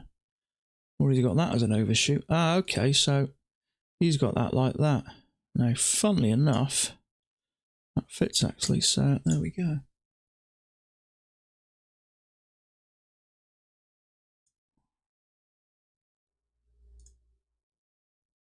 I'll get rid of that now.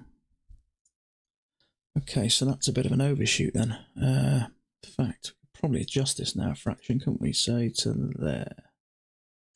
Touch, touch. Okay, nice channel there. So what are we doing now?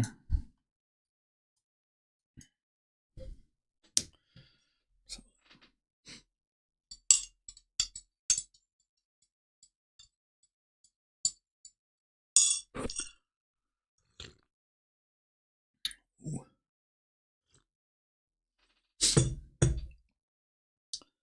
So touch, touch, touch, overshoot, and 2 legs down. So are we now pushing back up? Hard to say.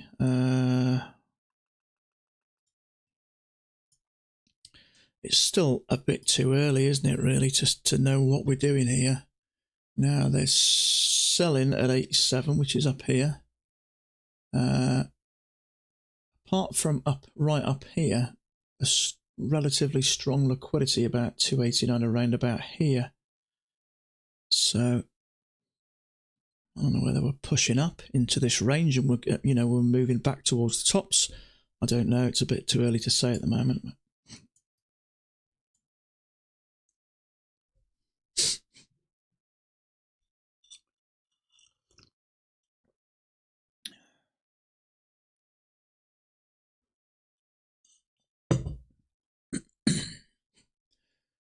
Liquidity 286, 287, which is around about here.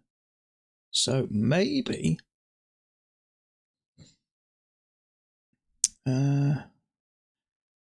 see an overshoot can result in a reversal, or it can just keep on going down. Do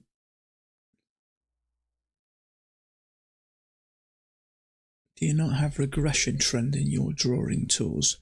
Regression trend. I'm not sure which one that is, mate. How would you classify that? Not sure what you mean there, Edward. If there's anything in here, is there? Oh yeah, regression. Oh, I see what you mean. Ooh. funky. Oh, that's spacing me out, man. That reminds me of the 90s on mushrooms. Oh, what's going on there? That's strange, is it? I don't know how that's working. It's wow. Whatever it is, I like it. Explain to me a bit about what that is exactly. It sort of goes with it, doesn't it? Let's have another look at it. Where was it? Regression channel. So it depends where you put it on. Let's put it on down here. Oh, I see. So if you have it there, and then it sort of auto alters it for you, that type of thing, yeah? Can you actually adjust it then or not? No, you can't, can you? How do you get rid of it? Okay. I see. Right, click remove. I'll have to have a look at that. What is that, mate? Explain a bit more about what that is exactly. I don't fully understand it. But I kind of like the way it works. It sort of helps, you know, adjust it geometrically, I suppose, does it? If that makes any sense. Okay, so liquidity is pulling this up a little bit.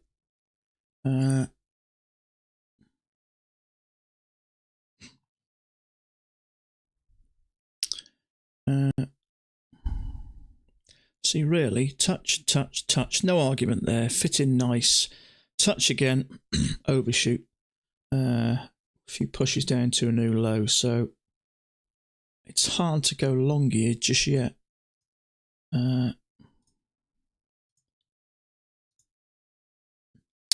Click at the start of the trend and drag it to the end, then it auto sizes the channel. I see what you mean. Let's try it again. Where was it? Regression channel. So click at the start. Let me read that again. Click it at the start of the trend, okay, and drag it to the end of the trend. It auto sizes it. So if we drag it there, let's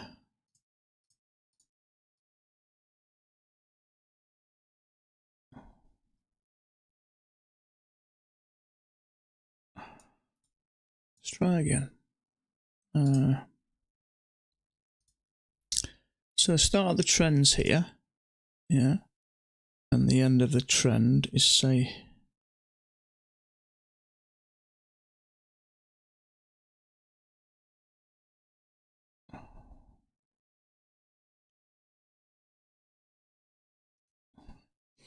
yeah, I don't quite know how that works really.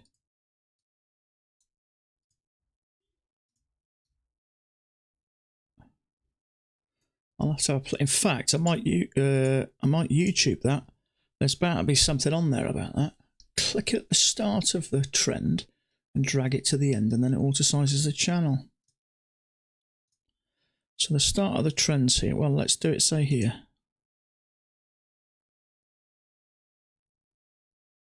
Yeah, I don't like the fact that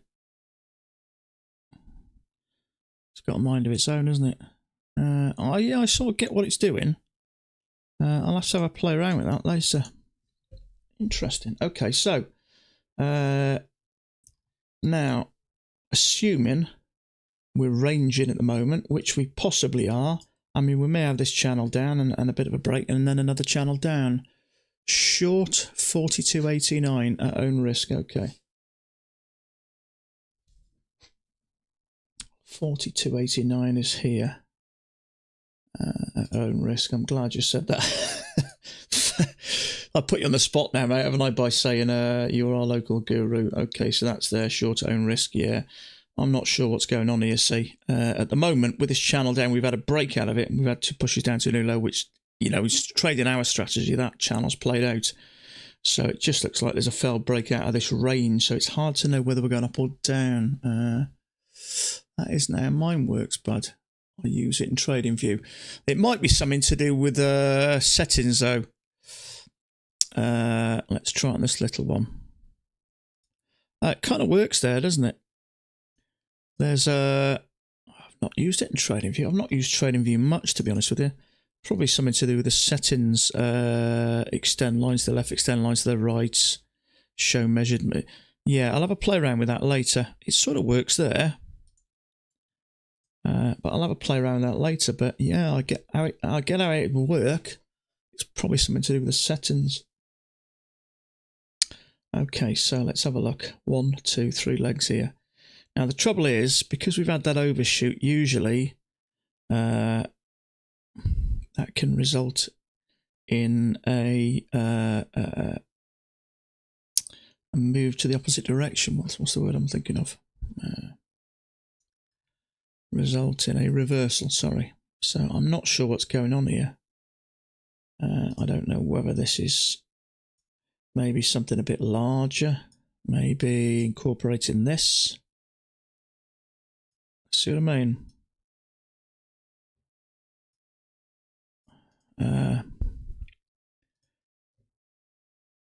Kind of fits quite well, doesn't it? Touch close enough, close enough, close enough. In fact, let's drop that down a bit more like that, maybe.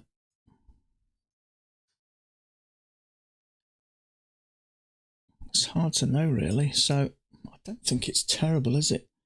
Trouble is, we've got this little work in here, haven't we? I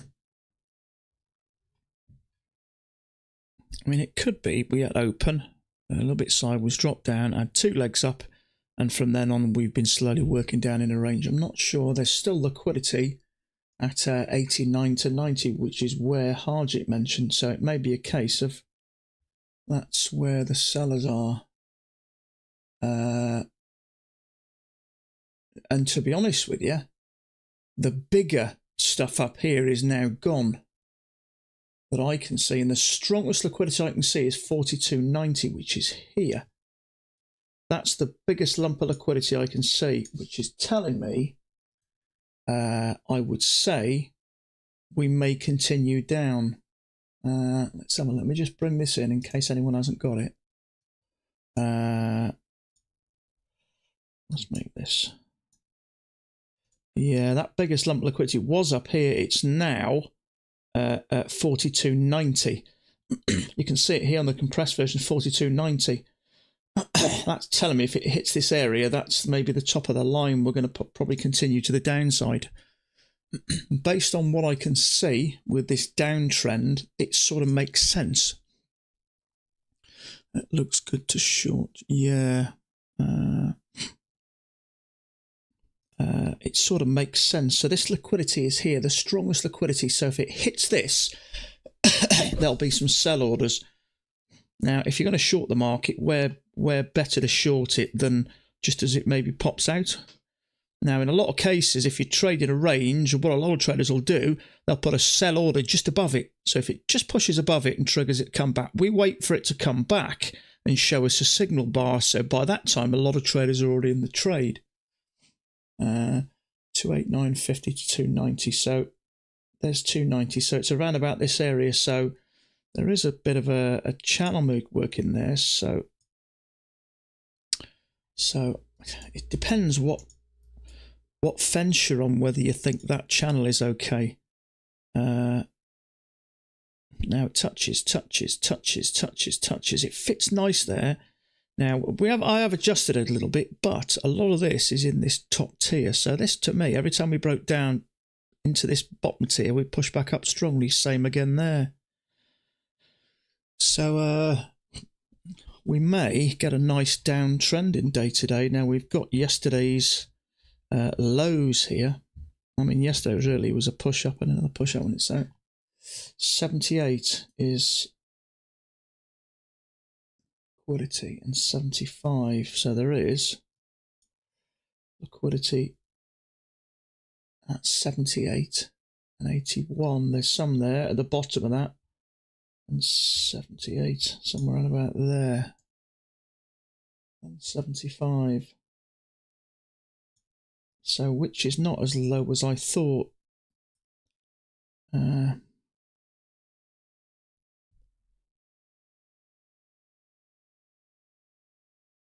So I just wonder whether we are. Hard to say, really. 90 is by far the strongest amount of liquidity there. Big thick red line.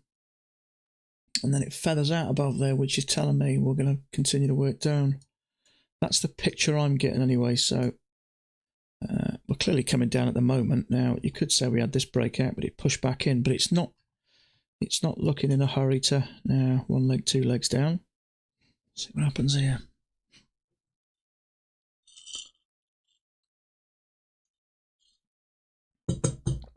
Just bounced off my 200 moving average.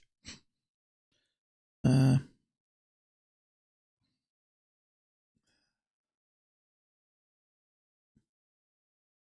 there is some more buying here and here, so it's hard to say really. Trading, it's better to be lucky than handsome. I might have both qualities there, mate. But that's just me speaking. Mark got other. Yeah, that's 2, isn't it? 2 for Harji. Well, he said there, didn't he? So I'm not giving him that one just yet because we haven't it where he says short. Oh no, tell a lie. Short at 4287. So where was that? 4287. Oh damn, he's right again, isn't he? So that's 2 to Harji. Okay.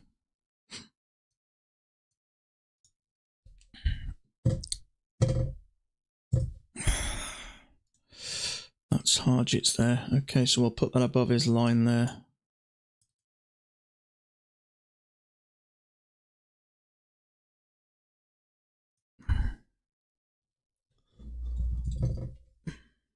Get his name right. J-A-R-J-I-T. J-R-J-I-T. Okay. Okay, beautiful. Let's make it in red. There we go, Harjit. 2-0. So we're giving you some credibility now. You've got to see if you can work on that, because if you get to 10-0, we're all going to scrub our strategies. Just do what you say from now on. Okay, so we've had this little channel working up. 1 leg, 2 legs. We may come up, break these highs possibly, come down. It's hard to say at the moment. I don't know. We may have a leg, breaking a leg. Got no idea at the moment. Tremendous entry too. Trouble is, for me, we're working up here at the moment in a downtrend potentially, so that's what's making me there's no setup for us personally here, our strategy, but we'll see.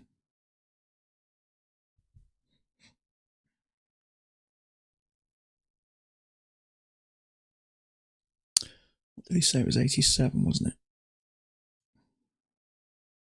Oh, that's, yeah, it is 87. Okay. Oh, no, I don't want that. Got to say, I've now finally managed to withdraw $2,000 out, and I've got 3 PA accounts looking quite nice. I don't know, I feel more relaxed trading. I've got to say, this is probably the most relaxed I've felt for a while. Blew a 50 PA today, still have my 25 PA, but can't trade it because I'm waiting payout approval. Need to go back to studying. Tyler, I know what you're saying, mate. Been there myself. I've just had my $2,000 approved this morning, so I don't think it'd be long, mate, depending on what. But yeah, I know what you're saying. Sometimes you're better off get the payment and then start again. At least you've got something to start with. I did get fed up of just putting in. I think it's important to get something out of it as well. So yeah, I know what you're saying, mate.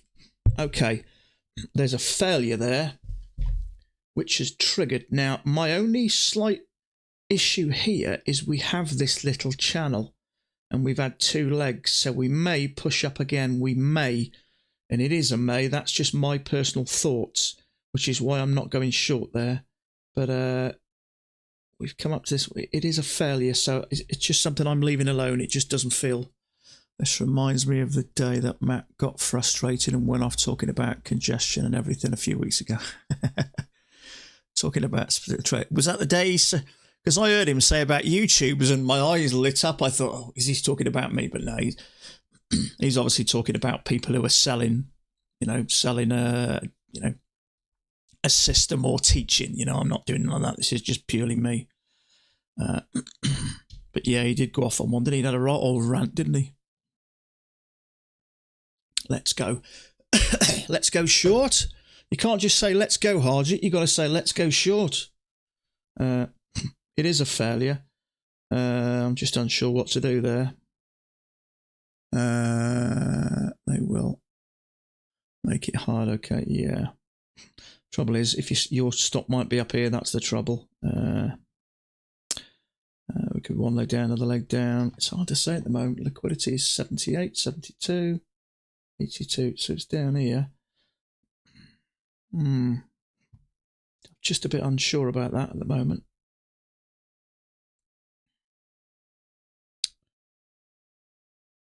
Now, it's looking to me where it goes up and down like that. Now, it'll either push up or it'll come down strong. Let's have a look. There's liquidity 81, which is down here.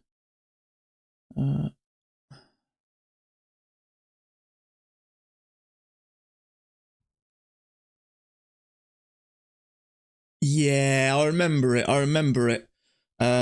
We had a channel down, didn't we? And what we had a little overshoot. Was it an overshoot here? And it came back. And it came up, came down, came up, and then gave us a lower high. I remember taking it. I took that lower high and it stopped me out. And I think most of the, well, I don't know, I think a lot of people took that trade and got stopped out. And then apparently we had a little overshoot this side of it. I think that was it, if I remember rightly. But yeah, I remember the one, and a lot of people went, they contacted him and went, your system's wrong. Something's not right. I shouldn't have lost that trade. But yeah, I lost it. I think a lot of people did. Never chased Itty. Chased Itty. Itty. Liquidity, something like that. I can't remember there. Okay, so that trade there, if you'd have took it, it was a failure. I just got a bit nervous there because it's a bit congested, but you would have got 2 points off it. You may have got 3, but the bit that's just making me nervous is because we have had this trend. Now, I haven't adjusted this trend, so I'm not 100% sure it's right. I don't think it's terrible, but I just don't know whether we're going to get this drop out, like an overshoot or whatever breakout, and then we're going to come back 2 legs down and retest this and push up. Because we've got this channel working here, which fits quite nice. So we could have that channel, 1 leg, 2 legs, and then a push up. So I'm just a bit unsure about going short so close to this area, because it's clearly playing a part there. Chase it. What, chase it long? See what I mean, though? We've had this push up. We've got 1 leg, 2 legs. There's 2 legs down there. The bottom of that channel, range there, is clearly playing a part. So I'm just not sure what's going on there. It may come tanking down, but I don't know.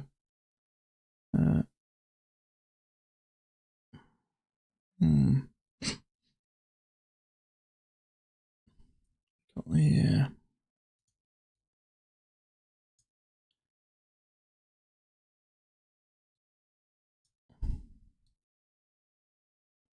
Yeah, that to me looks like a channel, and we've had 1 leg down, 2 legs down.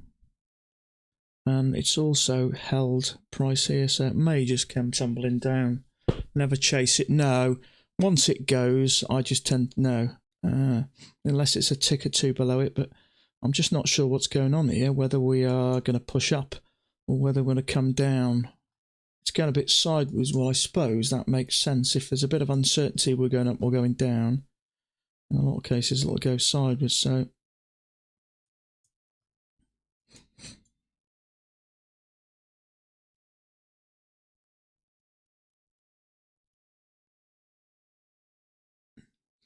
Yeah, that's when people start calling me for ignoring, but yeah. In fact, somebody said something the other day. Was it someone went for a trade? Who was it? I think it was a girl that was on the Facebook group that says, why did I lose that one or something or other? She said she hadn't lost a trade in a month. Now, she's either really good or she only takes 1 trade a week. But she said she hadn't lost a trade in over a month. Why did it lose? Gutted. And I thought, yeah, you're going to have to get used to a lot more of those. Yeah, but the trouble is, just a small little overshoot can make the difference, like that trade yesterday. The trade I went long, the Penguin guy took it as well. There was a small overshoot. As the trend was going up, it touched in two places and had a small overshoot. Now, it's easy to misjudge that or even miss it.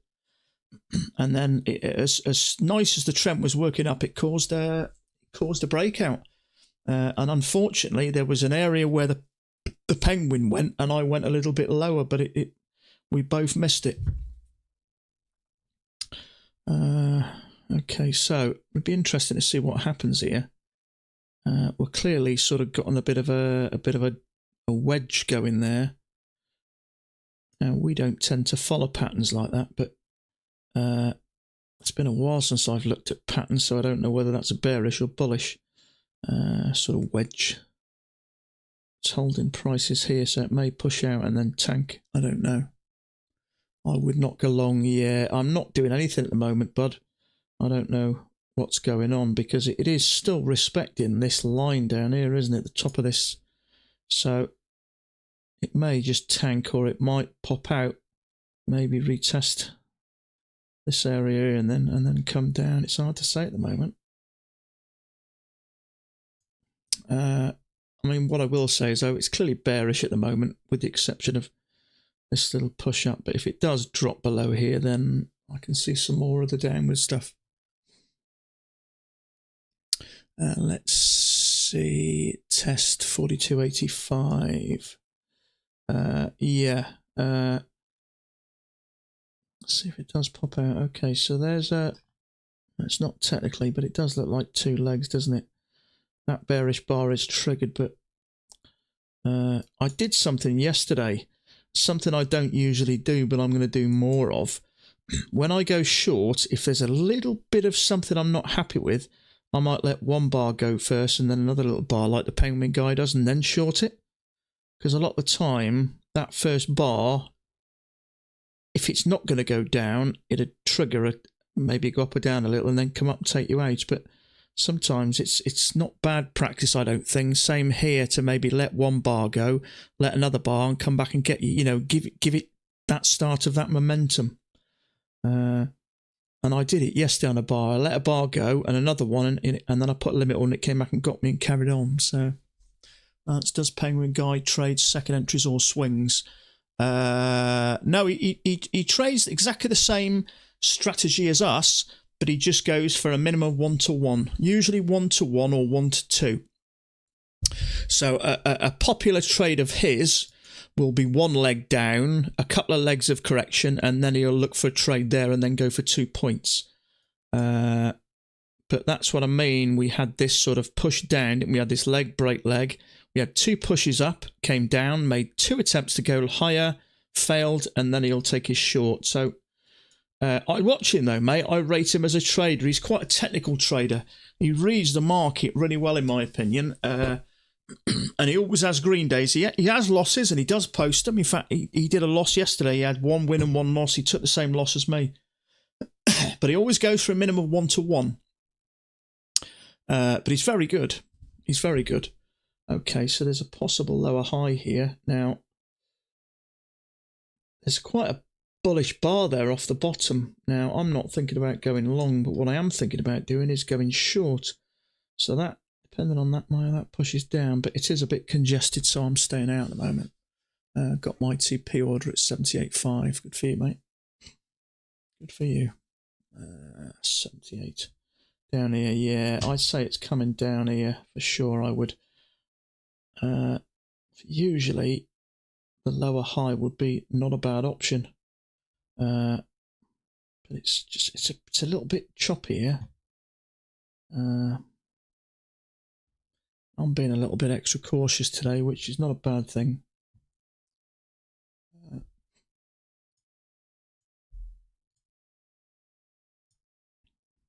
Okay, yeah, something just didn't seem right there. It does. It might be a little bit going a bit rangy there, I think.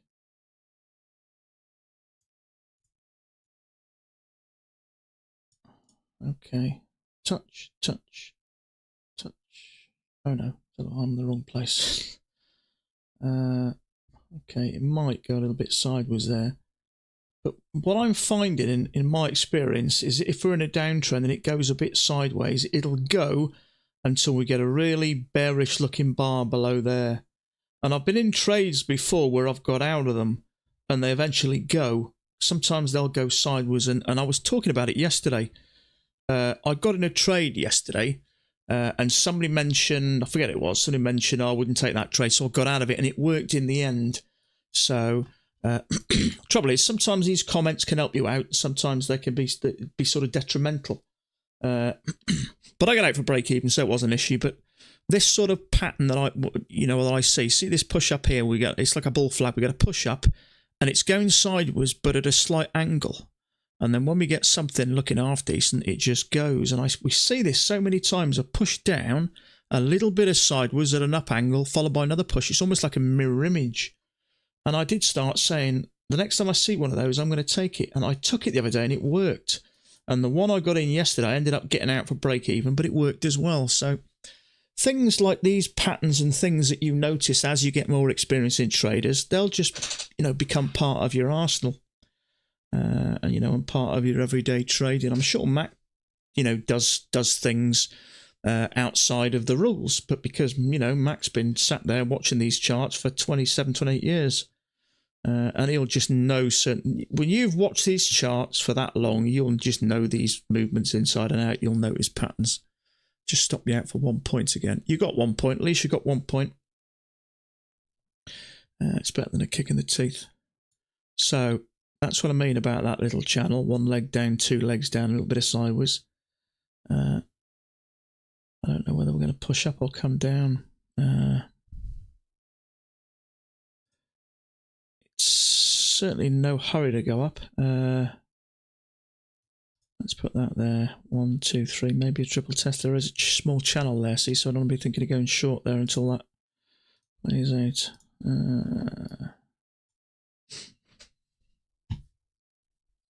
But I got to say, since I withdrew that bit of money and I got these extra accounts today, this is the most relaxed I felt. It's so nice to get some money back rather than just putting in. The war chest.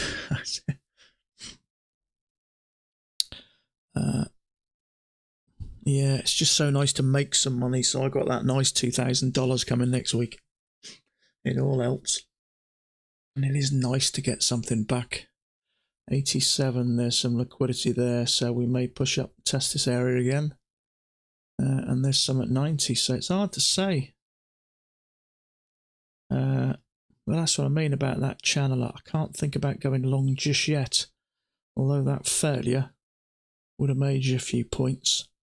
But I'm not a fan where you get 2 bars back to back like that, almost the same size. They just make me a bit nervous for some reason. It really is. I've taken more than I have put into APEC. Oh, good for you, mate. Good on you, Tyler.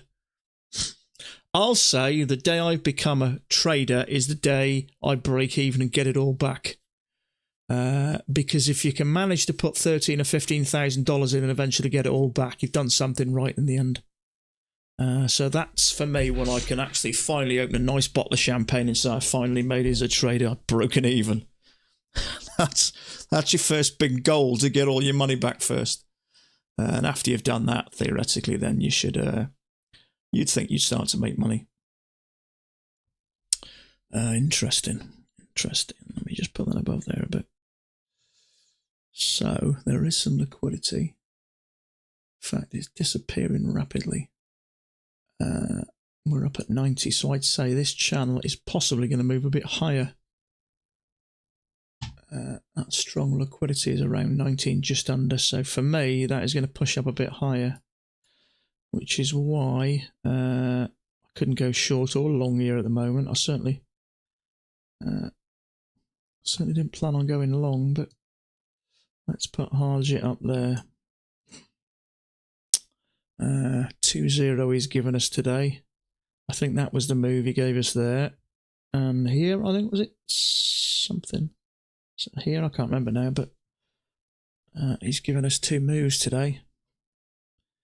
My only slight worry is if we get to 10-0, that's just going to change my trading forever, I think. I'm going to start to think, hold on a minute. I might trade it the right way now. Pop through, triple test. Yeah, that's why I put that line there. I was looking at something like that, but that was a bit low, wasn't it? Which is why I adjusted it a bit. The trouble is, it's hard to know exactly what day is it. We've had a couple of legs up in. We've had this channel down there. So Mac had this drawn slightly different. He had it like that. And there. So you could say we've had a bit of an overshoot. So it's probably about right, really. So we had an overshoot, couple of pushes down. We've broken out here because we still don't really know what sort of day it is, but it's starting to look like a bit of a range day. But we've broken out, pushed back in. We've come down and retested this area again 3 times. So in fact, that might not have been a terrible place to go long, actually. We tested it once, twice, 3 times.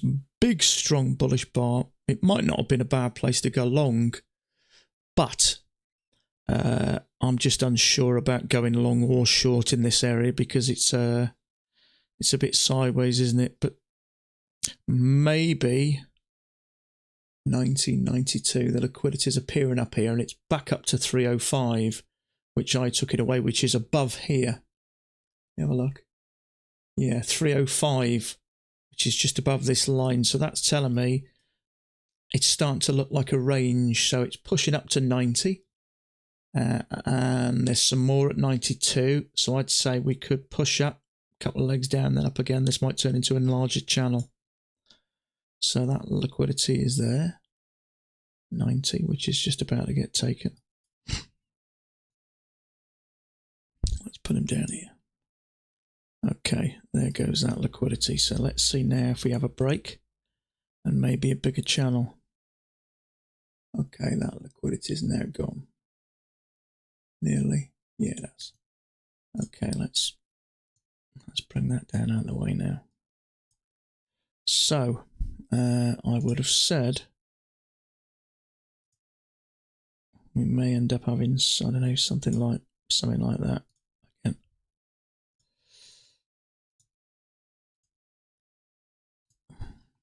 It's a bit too shallow for a channel, that. I'm not a fan of shallow ones. But yeah, that looks okay, and it just looks like there's a bit of... Mac's got it drawn as an overshoot, so we've had an overshoot and it's played out anyway, but 1 leg, 2 leg. It is starting to look like a bit of a range, or it might have this big channel down. It might push up to the midline and then come down again. It's hard to say, but...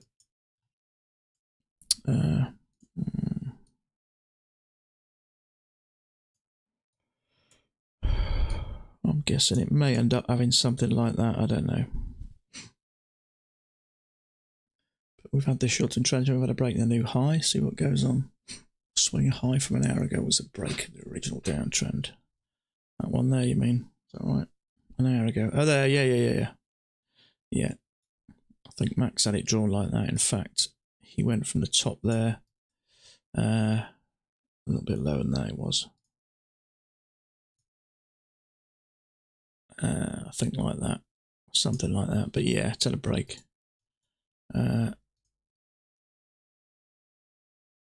Touches there nice and touches there nice. So yeah.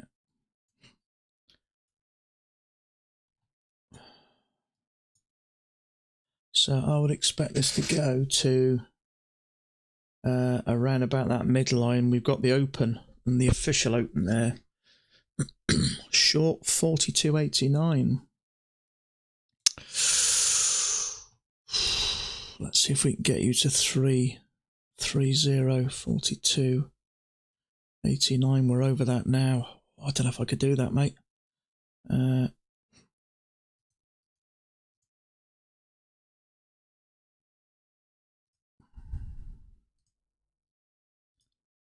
Let's see. Oh, look at that. Are you saying that because we've had that measured leg? We have had a measured leg, haven't we? 1 leg, 2 legs. I just don't know what's going on at the moment.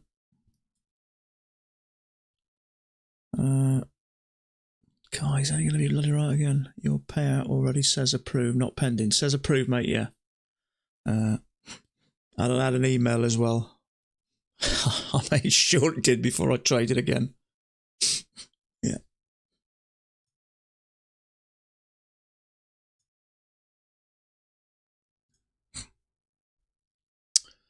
So look.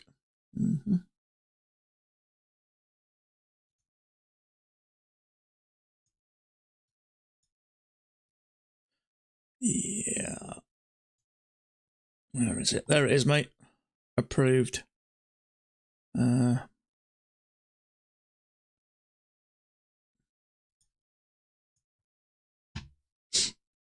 There's your stop loss. That's the thing. Harji, I think he puts his stop loss. Does he put it a few points up or something? So we've had a break. We've had a short-term trend, and we've had a break, and we've had a new high. And it's clearly struggling along this measured move. We got, so like, yes, we got one leg up, a couple of legs of correction, another leg up. So maybe if we get a lower high, it might work.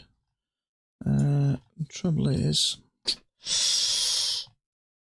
because we've had this, I mean, it is possible that this might not necessarily be an overshoot. It might just be a bigger channel. And if it's a bigger channel, this just could be a break. I mean, it's clear, it looks like it's coming down.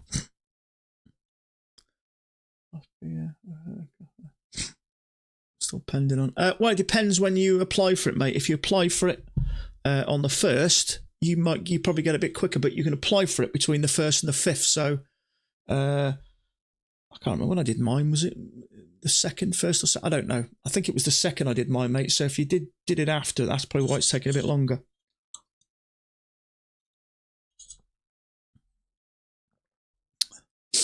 That guy, simple, 0.702. Fib at 290. Okay, we don't tend to use this much, but let's give it a go. So where do you go, from the bottom or from the top?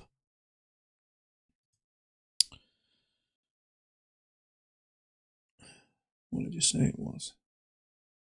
0.07, I don't know how that works.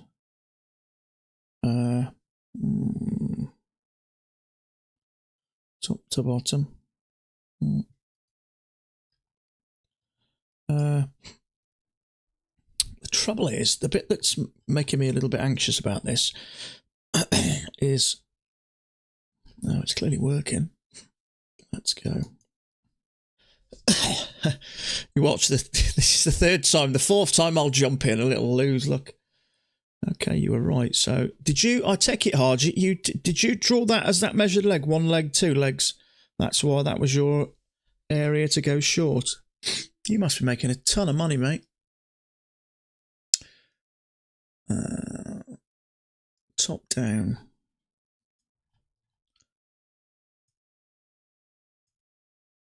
Top down to bottom, yeah. 578 is also the PDPOC. I'm not sure what that is, mate. Let me think.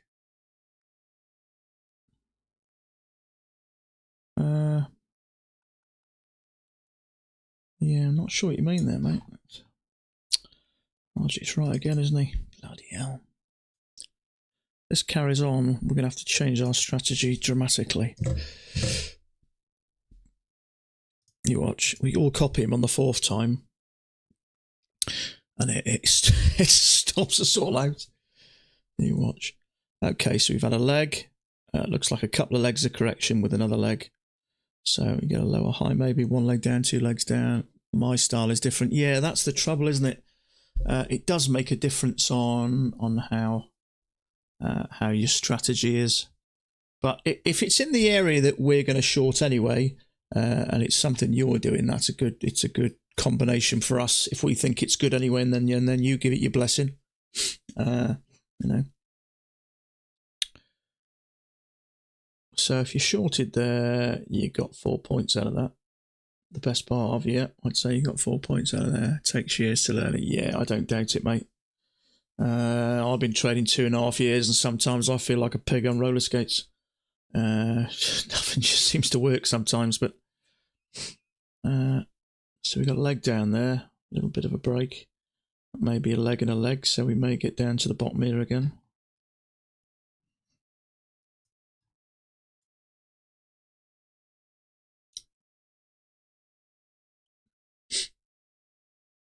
I'm going to have to get you on speed dial. I'm going to have you plugged into my ear at all times. That was a second entry short, that one there.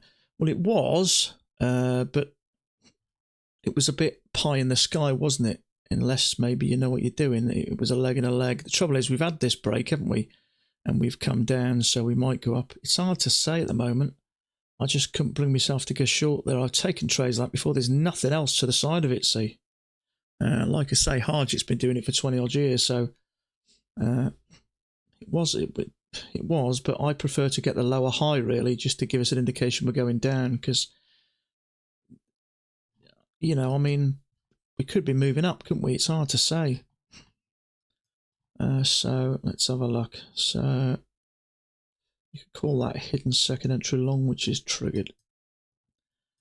Matt takes those second entries back to the MA. Yeah, he does, doesn't he? But the trouble is, he's a lot more experienced than me and got the confidence to do it. So my experience of picking these tops are not very good.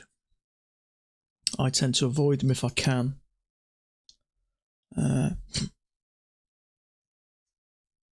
Yeah, I know what you're saying. Short-term trend trying to break new high. The trouble is, it's picking a top. You just don't know. It might trigger you, push a bit higher. We've got the midline, the open, and the official open here. It could trigger you, push up another leg before it comes down. That's the trouble. And obviously we're touching this area. It's respecting this area quite a lot, which is telling me after the break and the new low, we could be going up. So it's just, I'm not, experienced enough without taking a risk by taking something like that. I'd rather just, if I'm not sure, I'd rather leave it alone and wait for something which is a little more of a certain. Hargett's a seasoned trader. He's been doing this years, so it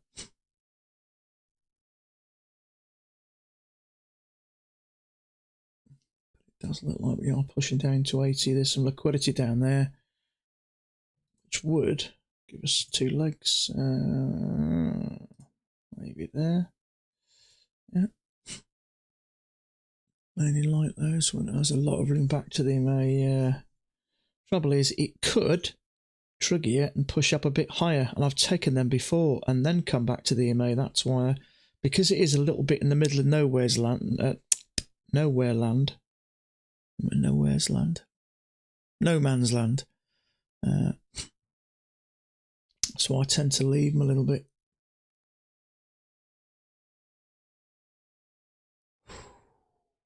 Get the score going. Hargett can show us something.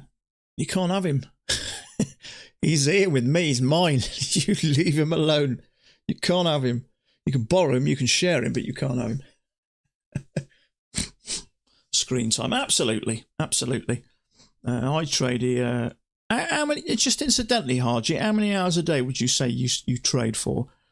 Because I tend to go for around about 3 to 3.5 hours. I probably do 3 hours on the stream, and I usually do maybe 30 minutes before. It'd be interesting to see, but obviously scalping like this, short points, quicker movement, it's a little bit more stressful, so which is why, in fact, I think a lot of traders trade a lot that trade this style trade a lot less than I do.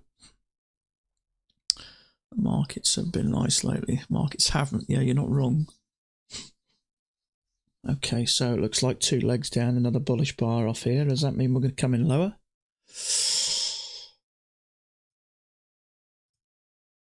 But yeah, trading just takes years. You just get better and better, don't you? 14 hours a day. I've done 14 hours a day. Bloody hell, you must have grey hair. 3 hours a day. I think my stress levels are through the roof. 3 hours a day. I suppose it depends what style, doesn't it? Whether you do you put a trade in and leave it for a bit. Strong liquidity is down at 78, so that tells me it's, with what I can see here, it's more likely down. I certainly expect to make a new low, which tells me I'm not convinced now that channel is in the right place. Maybe there, and that kind of fits, doesn't it? Maybe there's an overshoot there, which has created a bit of a break. That would make sense. In fact, I like that. Touch, touch, touch, touch. A little bit of an overshoot. which has created a break that side, and now coming down for a new low. This new low is where that liquidity is, so that's probably right. So if we can get a push back to the EMA,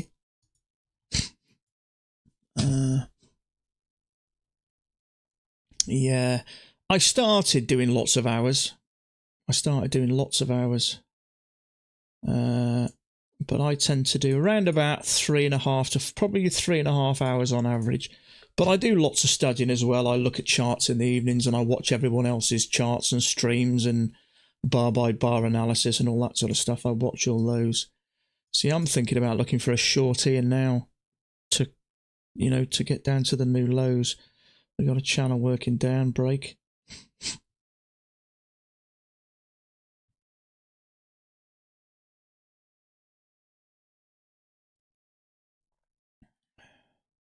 Let me just get rid of this. There may be 747. Leg.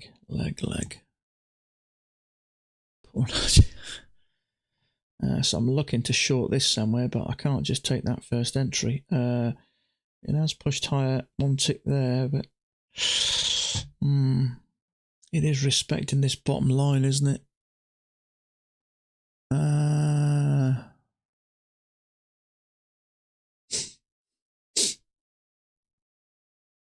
I prefer a second entry, really.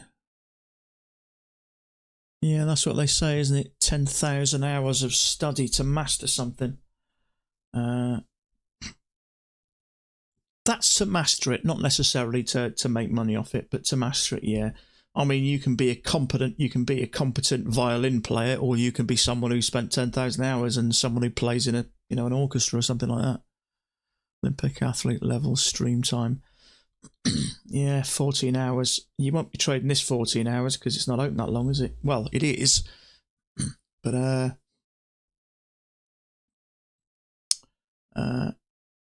obviously, liquidity becomes a lot less, doesn't it? But I mean, you could trade other things. You could trade crypto out of hours. You can trade currency out of hours.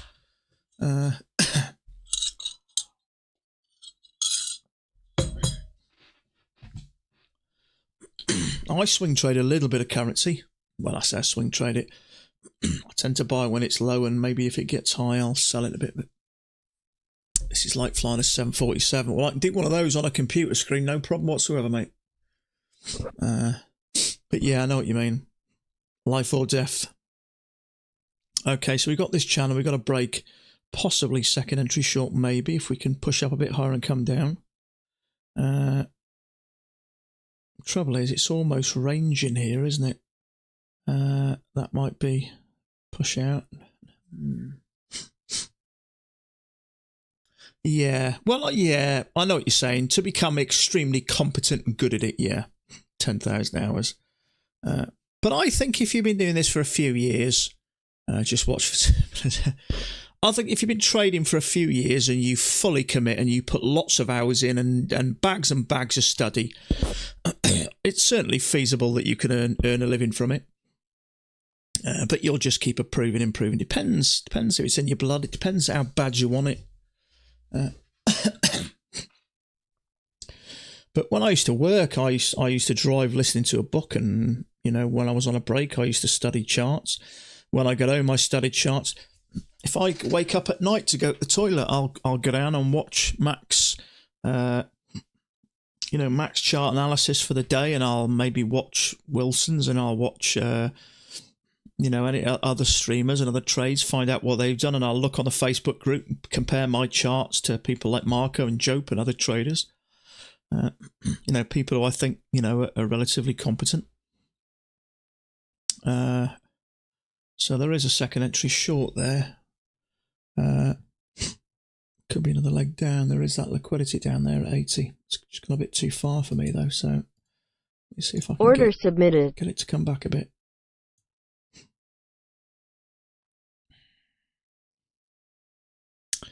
Might be too late now. No, it's gone too far. Order cancelled. Okay, there was second entry short. I preferred it to break above this before, and that would have made 2 points. I'd have just come out at the bottom, but there we go. Second entry short. Yeah. Yeah, it's nice that. It just made me a bit nervous, the fact that it's a little tiny bit congested, and it is a little bit choppy, a tiny touch, but I know there's that liquidity at 80, which is here. So I thought if it does push down, then it's likely to get to here. And there's more at 78, which is below there. I pushed it higher overnight. Hello, Osam. How you doing, mate? Yeah, okay. So that's gone straight through that liquidity there. And there's some more there. So that's frustrating, isn't it? It's a 5-point move.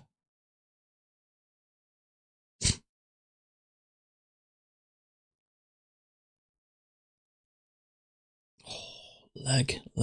Oh, look at that. Perhaps I should have been a bit quicker there. Wow. 6.5, 7 points there. That's why I like looking at the Bookmap to see these areas of liquidity, because look, it's came straight down there and bang, hit that. There was some at 80, some at there, and it's exactly done what it should do if it does manage to push down. It just made me a bit nervous there, because I'd prefer that to trigger a bit higher, but it is a second entry short. But it's just, it almost looks a little bit congested, a touch. But I think it worked okay. So there's some more liquidity building down here. So let's yank that out of the way. Let me just see if there's any type of bigger channel working here now. I don't think there is. Not yet.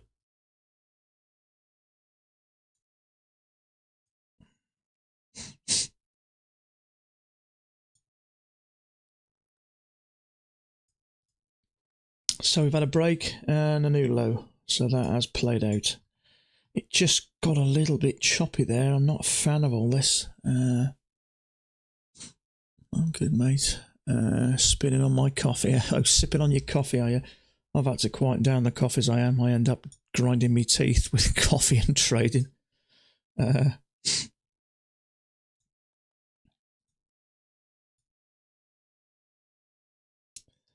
Shame there. Trouble is, if I'd take it, I'd have got stopped out, but it just looked a little bit congested, just a touch, and I'm a little bit unsure what's going on. It's sort of pushed in a little bit, gone a bit sideways, had a breakout, and then 2 legs down. So I think sometimes if you're not sure, you're best off stay out. I've never had a problem with missing a trade. I think, you know, sometimes you miss them and it's life in it, but I'd rather miss a trade than take one that I'm a little bit uncertain about. But as you say, that comes with experience. Leg.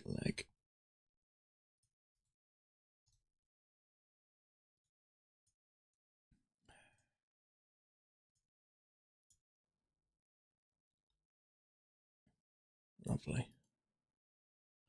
Leg break, leg. Now, what are we doing? Now, technically, now that's played out. I think. Yeah, we've got a new low there. So that channel's now, I mean, we've had that bit of an overshoot. I'm not convinced that is an overshoot, actually.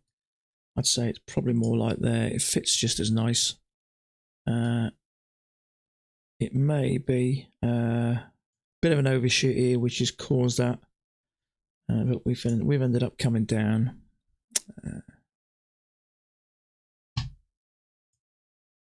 So with that played out, let's see what's going to go on now.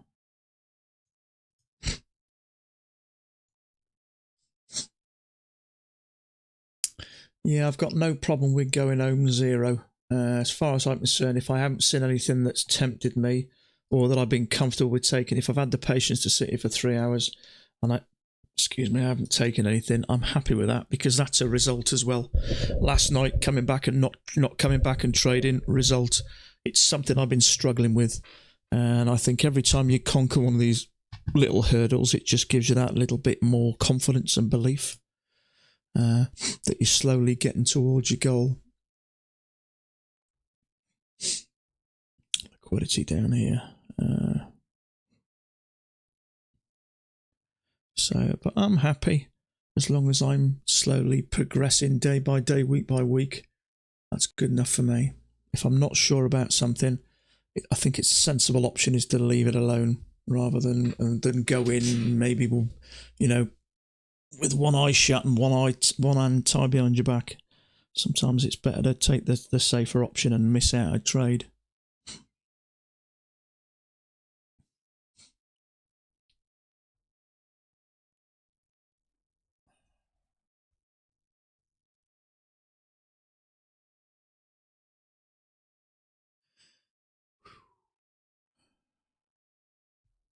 The black line you drew was a good entry spot. That one there, well, you can thank Harjit for that. 3-0. There's 3 shorts he's given us. One here, one here, and one about here, I think. He's given us these shorts, and that's why he's got his own little name tag down here. Now, when he gets to 10-0, we're all going to ditch Mac. We're going to start following Harjit. True, but it's very annoying days you don't get one. Yeah, it's not often I don't get one. I would say maybe one day in every 6 or 7, possibly. But the way I see it, because I've had problems with patience, if I've got the patience or I've mustered up the patience to wait and miss anything because nothing felt comfortable, I consider that a result. So it's just working on the bits that I've found tough sometimes, like the patience. I can spot a good trade. My trouble is the patience to wait for it. Sometimes I get in on a half-hearted trade or something that looks okay, that I describe as, I think it's good enough, one of those. So, but no, I'm happy with things that go in. I've managed to get another payment. So that's the 3rd payment I've had. So it's all good. Things are improving. So that's all I can ask for, as long as I'm keeping trying and keep pushing. At the end of the day, you can't earn, the $20,000-$30,000 a month without putting one hell of a lot of hard work and graft, blood, sweat, and misery, tears into it, really, to get that sort of income. But I kind of like that, because when I do get that sort of income, or I'll die trying, I'll feel that, real sense of achievement, that's my one thing in life that I worked really hard for, and yeah, it is annoying, yeah, it is nice to do something, but I think sometimes it's better to end on 0 than end down, because 0 for me, that's a success in patience, and that's something I struggle with. But yeah, it is nice to, and what I will say, it's always nice to end Friday on a green day. So what I think I'm going to do on Friday is, if I do one trade and end up green, I'm going to finish, because depending on how you do Friday dictates whether you have a good weekend or not. So my weekend either is really relaxing, or it starts with a shed load of whiskey after a bad day. So what I might start doing on a Friday is, if I can get one good trade, I'm going to knock it on the head there. That way I go into the weekend nice and green and feeling good. So there's loads of liquidity at 75 down here, so I'd say this is pushing lower. Unfortunately, it's too far for the MA just to jump in. Liquidity is strong at 75, it's strong at 70, so for me, prices just keeps on coming down. So maybe there's a bigger channel here. It's hard to say, really. Let's get rid of that one. Change that one.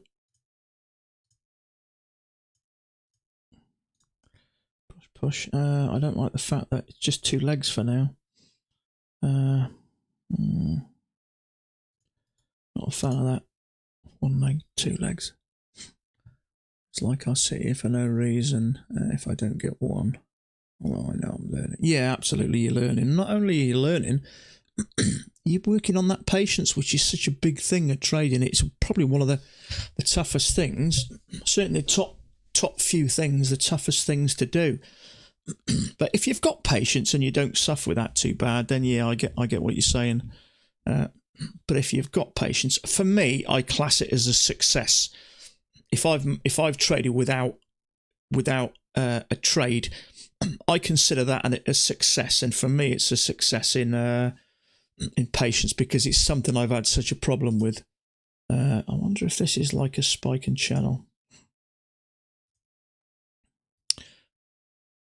No, I don't know why I even suggested that.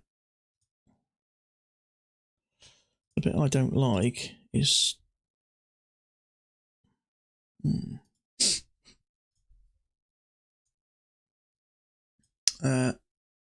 from what I can see anyway, the price is coming down due to the liquidity and just what we've seen up until now. But what I have to be aware of is we have had a break and we've had a new low, but liquidity is strong, buying is strong down here, so that has to play a part. 75, which is there, so what's that, 2, 3, 4 points away. So if we can get a decent entry off here, then might be something I'm interested in.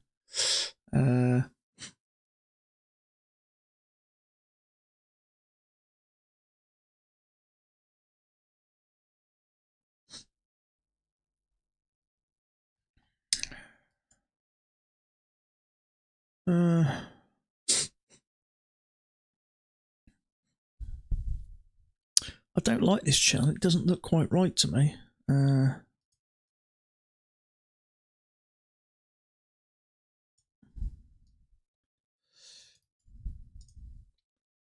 Just looks like a leg. Doesn't fit very nice.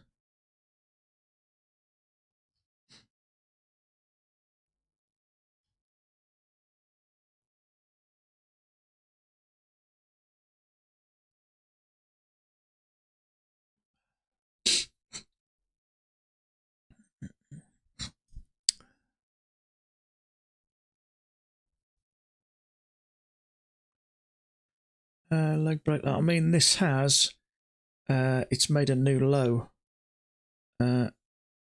so there is a possibility we could get a move up somewhere. Whether it will last or not, I don't know.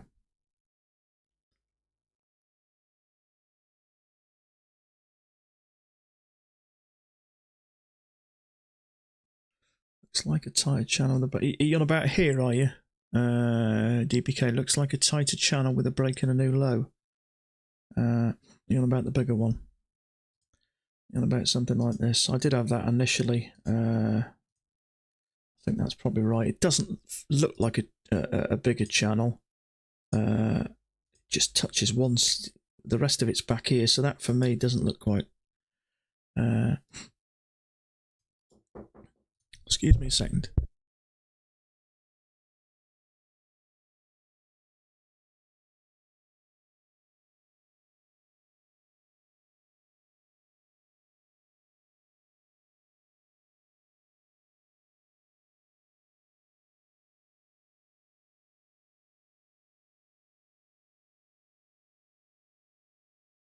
Sorry about that.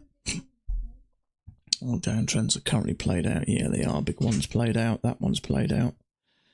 And it sort of almost looks like a little bit of bottom in here, doesn't it? Now we've got a leg and a break. It's not to say it's not going to come down anymore, but if it's a strong enough trend, we'll have these breaks and it'll come down, and then it may go up a bit more and still come down.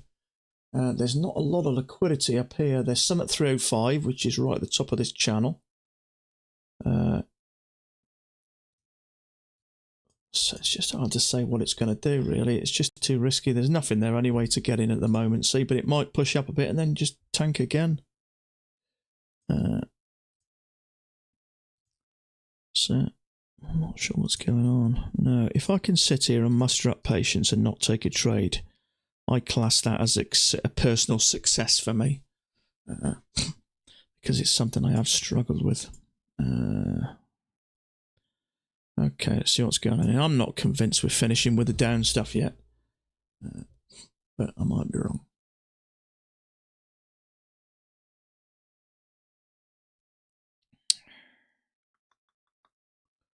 Where's Harjic when we need him?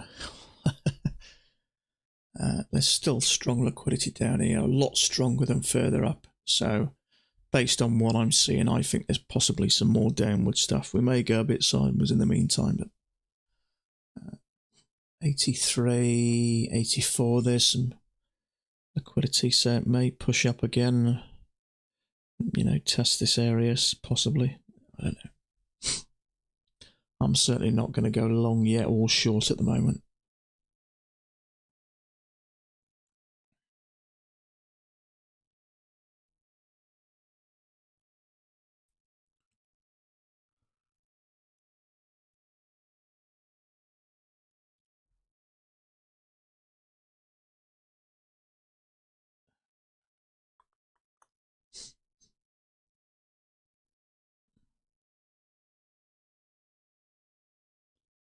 What time is it? Okay.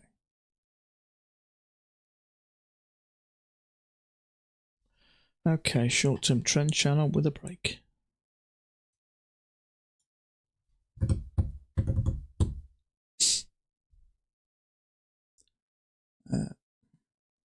Just trying to see if there is any type of something bigger. I don't think there is.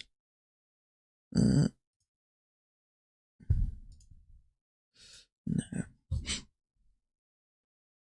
Okay, short-term trend channel break, looking for a new high.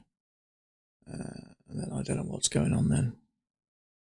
I know there's this strong liquidity down here, so I think from what I can see, I'd say we're not finished with the down stuff yet.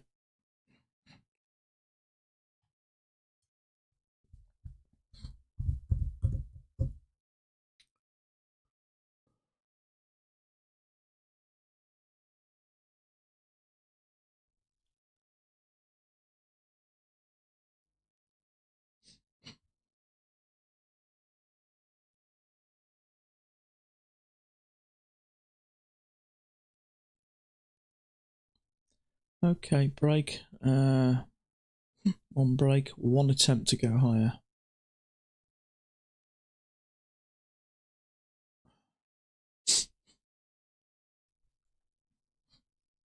Okay, so we could have a leg and another leg. It's possible. There is some liquidity around about here in this area here, which would put us in the right ballpark with a leg. Trouble is, I don't think we're finished with the down stuff at the moment. I might be wrong. I possibly am, but it's just not got the confidence to go long at the moment until I see some sort of definitive move in that direction. So we've come back, we've bounced a couple of times off the MA, so it may push up. But this area, I've put the bottom of this range. So we may just come and retest that and push down some more, I don't know.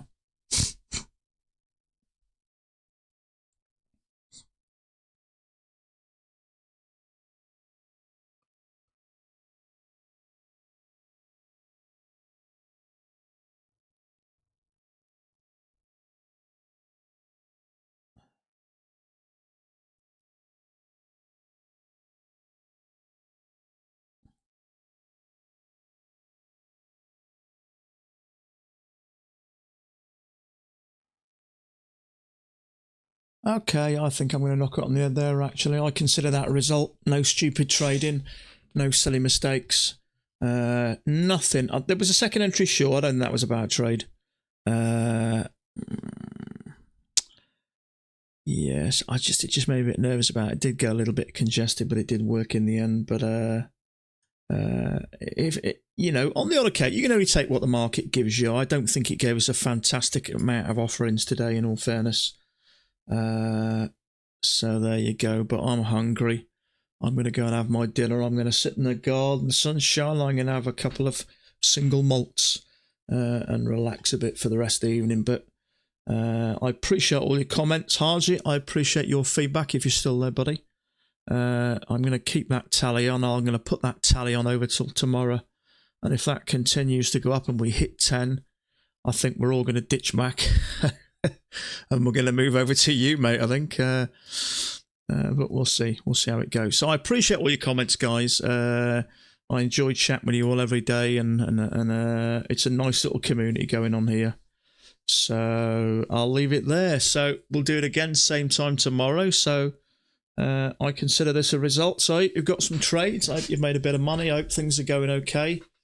So that's it for me today. So don't forget the 80% still on till next Wednesday. So we've got 6 days, I think. Is it Monday? Oh, Monday. Sorry, Monday. So you've got the rest of this week and Monday. So my code's down there as usual. If you use it, it's appreciated. So there you go. So have a great evening. If you're trading on, no trade is a trade. Absolutely. Absolutely. For me, it's a result. Because the trouble is, when I start to lose patience, sometimes I take a stupid trade and I ended up finishing in the red. And then I'm frustrated for the evening. But at the moment, I feel good. I've got this $2,000 in the bag. I've got 3 accounts which are building. And everything's good in the world at the moment. This is the most relaxing day. Means no whiskey.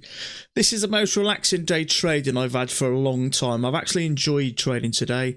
I haven't felt pressure or tense. I've just let it happen naturally, and it's finished. It is the way it is. So all good. So have a great evening. I appreciate all your comments. Stay safe, and I'll talk to you all again. We'll do the same thing again tomorrow. Bye bye for now.